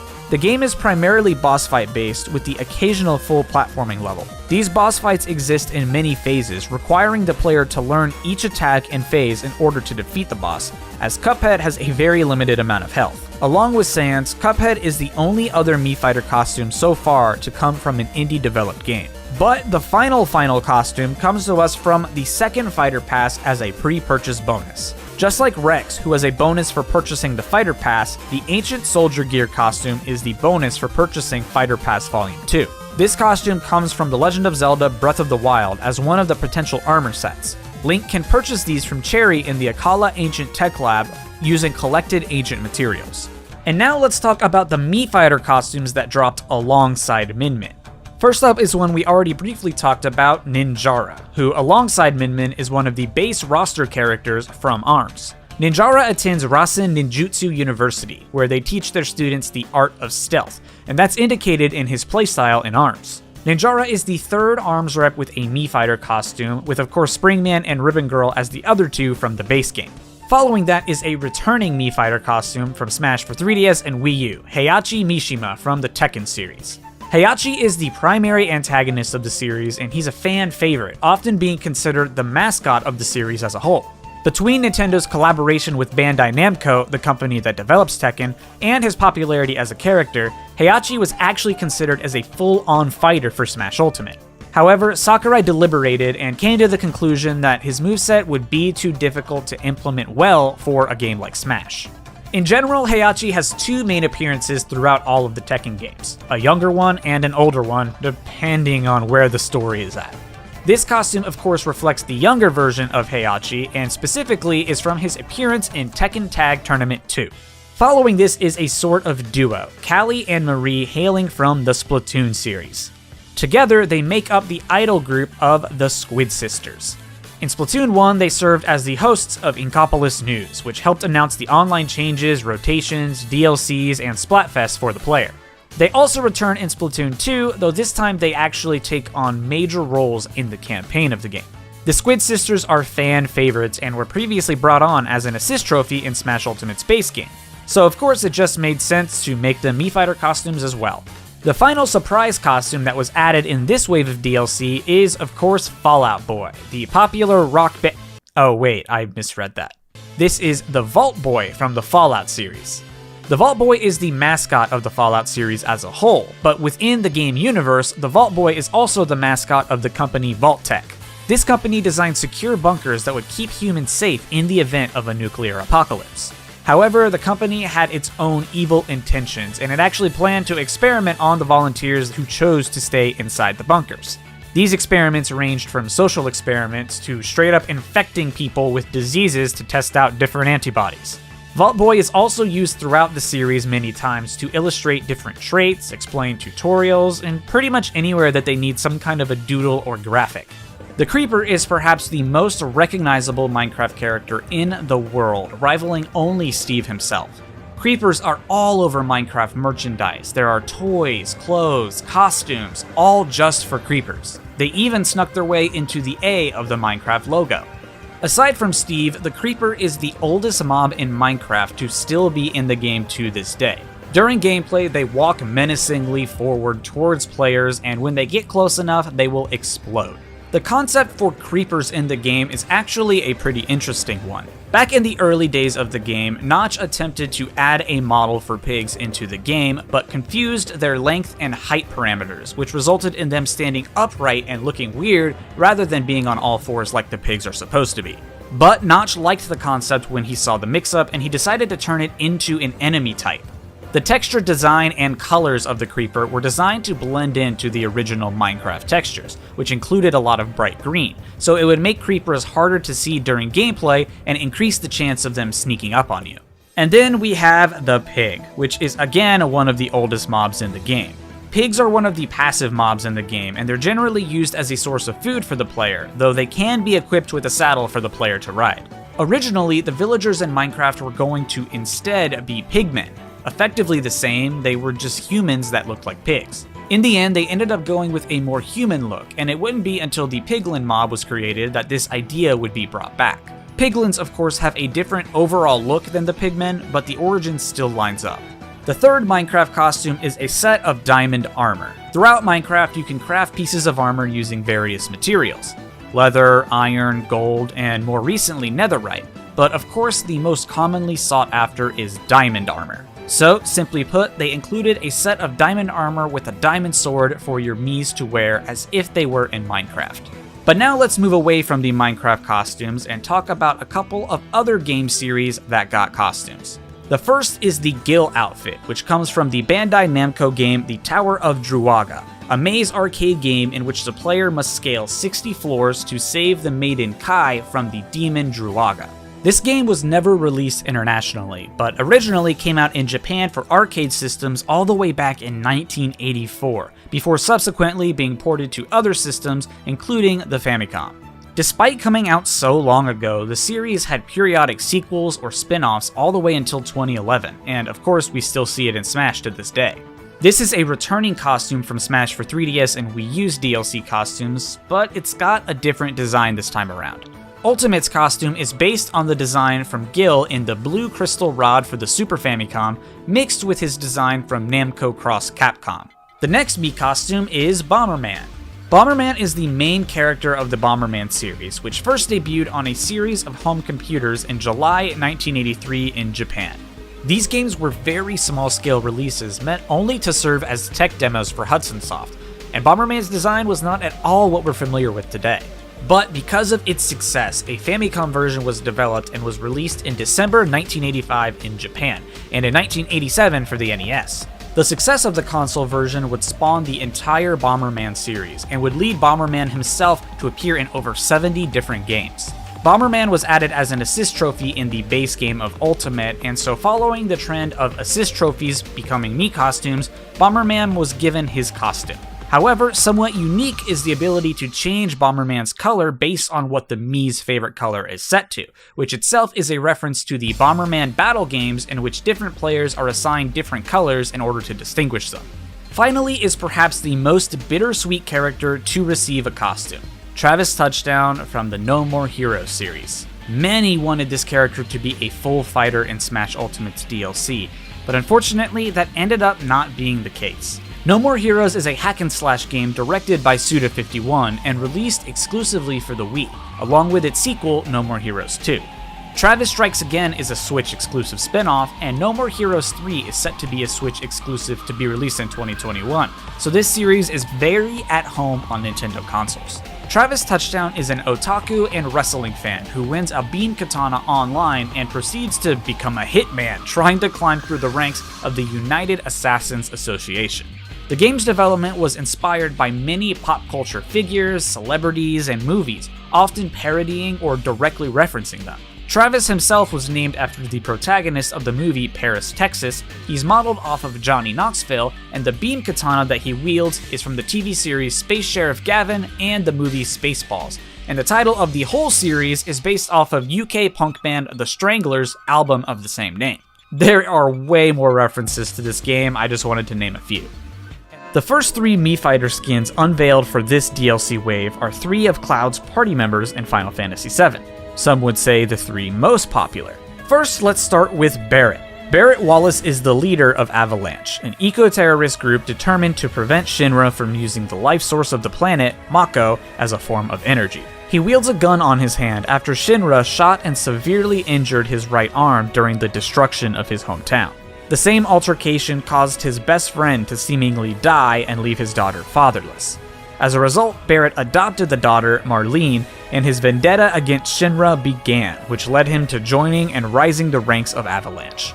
The next Mii costume is Tifa. Tifa Lockhart is a childhood friend of Cloud's, both growing up in the same hometown. Tifa is also a member of Avalanche, joining after, you guessed it, Shinra destroyed her and Cloud's hometown. She trained beneath the martial arts master of their town and fights using these martial arts during Final Fantasy VII. The final party member Mii costume is Aerith. Aerith Gainsborough is the last of an ancient race of people known as the Cetra. The Cetra are capable of powerful magic, and as a result, Shinra sought to exploit her abilities for their gain. Both she and her birth mother were captured by Shinra and held captive for years before eventually escaping. Her mother then collapses and, with her dying breath, asks Elmira Gainsborough to keep Aerith safe. Elmira then effectively adopts Aerith and raises her as her own. Also, spoiler, she dies. The fourth Mii Fighter hat is the Chocobo hat. Returning from Smash for 3DS and Wii U, this hat is based on the Chocobo creatures found regularly in the Final Fantasy series. Appearing in every Final Fantasy game since Final Fantasy II, they're considered the series mascot effectively, in a similar manner to the Slime from Dragon Quest. And finally, we have the warrior from Star Road himself, Geno, returning as a Mii costume from 3DS and Wii U. Geno appears in Super Mario RPG Legend of the Seven Stars, developed by Square. Geno is a spirit who is sent down to retrieve star pieces that are missing from Star Road and that are necessary in order to grant wishes. Geno initially appears as a floating spirit, so in order to take physical form, he inhabits a doll that looked the strongest to him. After meeting up with Mario and his gang, Geno agrees to join them in their quest to find the star pieces. The Hunter set makes a return from Super Smash Bros. For 3DS and Wii U, where it too was a DLC costume. This costume is a recurring armor set throughout the Monster Hunter series, typically as the first non-default armor available for purchase. The weapon and shield used are the Hunter's Knife set, which is an early game weapon set available in Monster Hunter as well. Just like the Hunter set, the Rathalos set is also returning to Ultimate after being a DLC costume in Smash for 3DS and Wii U. This armor set is also a recurring costume found throughout the series. By hunting many Rathalos and harvesting their parts, this armor set can be constructed in Monster Hunter. Because Rathalos is effectively a mascot of the series and appears in many of the games, this armor set likewise appears consistently throughout the series. The armor set takes on the appearance of Rathalos, which makes sense as it's crafted from its parts. The weapon used in this Mii costume set is the Blazing Falchion sword and shield set, which are also crafted from Rathalos parts. The third and final Monster Hunter Mii gear added to Smash Ultimate is the Feline hat. Unlike the other two, this is a brand new item unique to Smash Ultimate. Felines are cat-like creatures found in the Monster Hunter series. Felines can be found in villages where they can perform a variety of different jobs, including shopkeeping, farming, or cooking. Additionally, they are most known for traveling alongside hunters as companions and granting them various perks, such as giving them status effects or new skills and attacks. Typically, felines take on a more realistic appearance, but the hat in Smash is based on a specific feline, the main character of Monster Hunter Diary Poka Poka Feline Village, a more chibi-styled spin-off from the Monster Hunter series. This style was likely chosen just to fit the style for a Mii hat a bit better. And the final Mii costume has nothing to do with Monster Hunter, it is Arthur. Arthur is the main character from the Ghosts and Goblins franchise. This series originated on arcade systems before being brought to consoles, with 14 games across its 30-plus year history. The first game in the series is notorious for its difficulty, even today being considered one of the hardest games of all time. During gameplay, Arthur dies within 2 hits, as his armor is incredibly weak and breaks apart after a single hit. While also being popular on his own, Arthur is further recognized for being one of the go-to characters in many of Capcom's crossover games, such as Marvel vs. Capcom or Namco Cross Capcom. First up, we have Lloyd Irving. Lloyd comes from Tales of Symphonia, an action RPG originally released for the GameCube in 2003, but later releasing for the PlayStation 2, PlayStation 3, and on Steam. Tales of Symphonia is the 5th installment of the Tales series, developed by Namco, the same developers of Tekken. The Tales series first debuted in 1995 with the Tales of Phantasia game for the Super Famicom, and garnering 16 main series titles to date. Lloyd is the protagonist of Tales of Symphonia, but like any good RPG, you pick up other party members along the way. Next up, we have the Dragonborn. The Dragonborn comes to us from The Elder Scrolls V Skyrim, the 5th in the series developed by Bethesda. And I don't need to explain Skyrim really to you guys, everyone knows what it is at this point. The Dragonborn is the title given to the player character, a mortal who is born with the soul and power of a dragon. While the player is free to customize their character's appearance, gender, even species, the game canonically has a character that it considers the official character, and this Mii outfit is based off of that. And now for the real heartbreaker.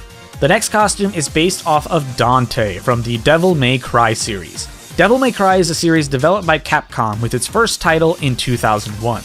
The protagonist, Dante, is a demon hunter who sets out to defeat the demon lord who is responsible for killing his brother and mother. And then a whole bunch of other crazy stuff happens. While Dante has had many appearances throughout the series, the Mii costume is based off of his appearance in the original Devil May Cry game. And the final Mii Fighter costume is Shantae. Shantae comes from the Shantae series that saw its first game released in 2002 for the Game Boy Color, simply titled Shantae. She's a half genie who has the ability to whip her hair and change into magical creatures. Having fallen on the back burner for a bit, Shantae's had a bit of a renaissance in recent years, causing her surge in popularity as a character choice for Smash and her subsequent Mii costume creation. This outfit also comes with a song, Burning Town, which is a recurring song throughout Shantae's game series. This version of the song comes from Shantae Half Genie Hero, the crowdfunded title which was released in 2016. First up is the Octoling wig. The Octoling are a species within the Splatoon universe who serve as the enemies in the single-player modes and who become later playable in the Octo expansion. The wig itself is based on the appearance of the former, the enemies, as they appear in the campaign mode. The next Mii Fighter accessory is a hat based on Judd. Judd serves as the judge for the online game modes in Splatoon and Splatoon 2. Typically, you will see Judd determining who's won in a particular match by indicating that team's flag in the results screen.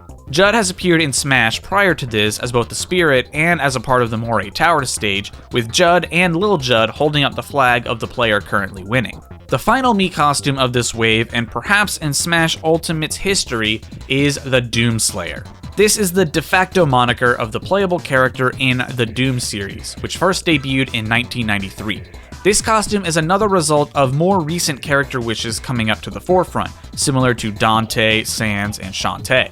Because Doomslayer wasn't as popular before Ultimate's DLC was finalized, they made a compromise in making him a Mii costume since he obviously wasn't one of the DLC spots. Doomslayer has had many appearances over the years, but the Mii Gunner costume is based on his most recent appearance in Doom Eternal, which released in March 2020, the same day as Animal Crossing New Horizons.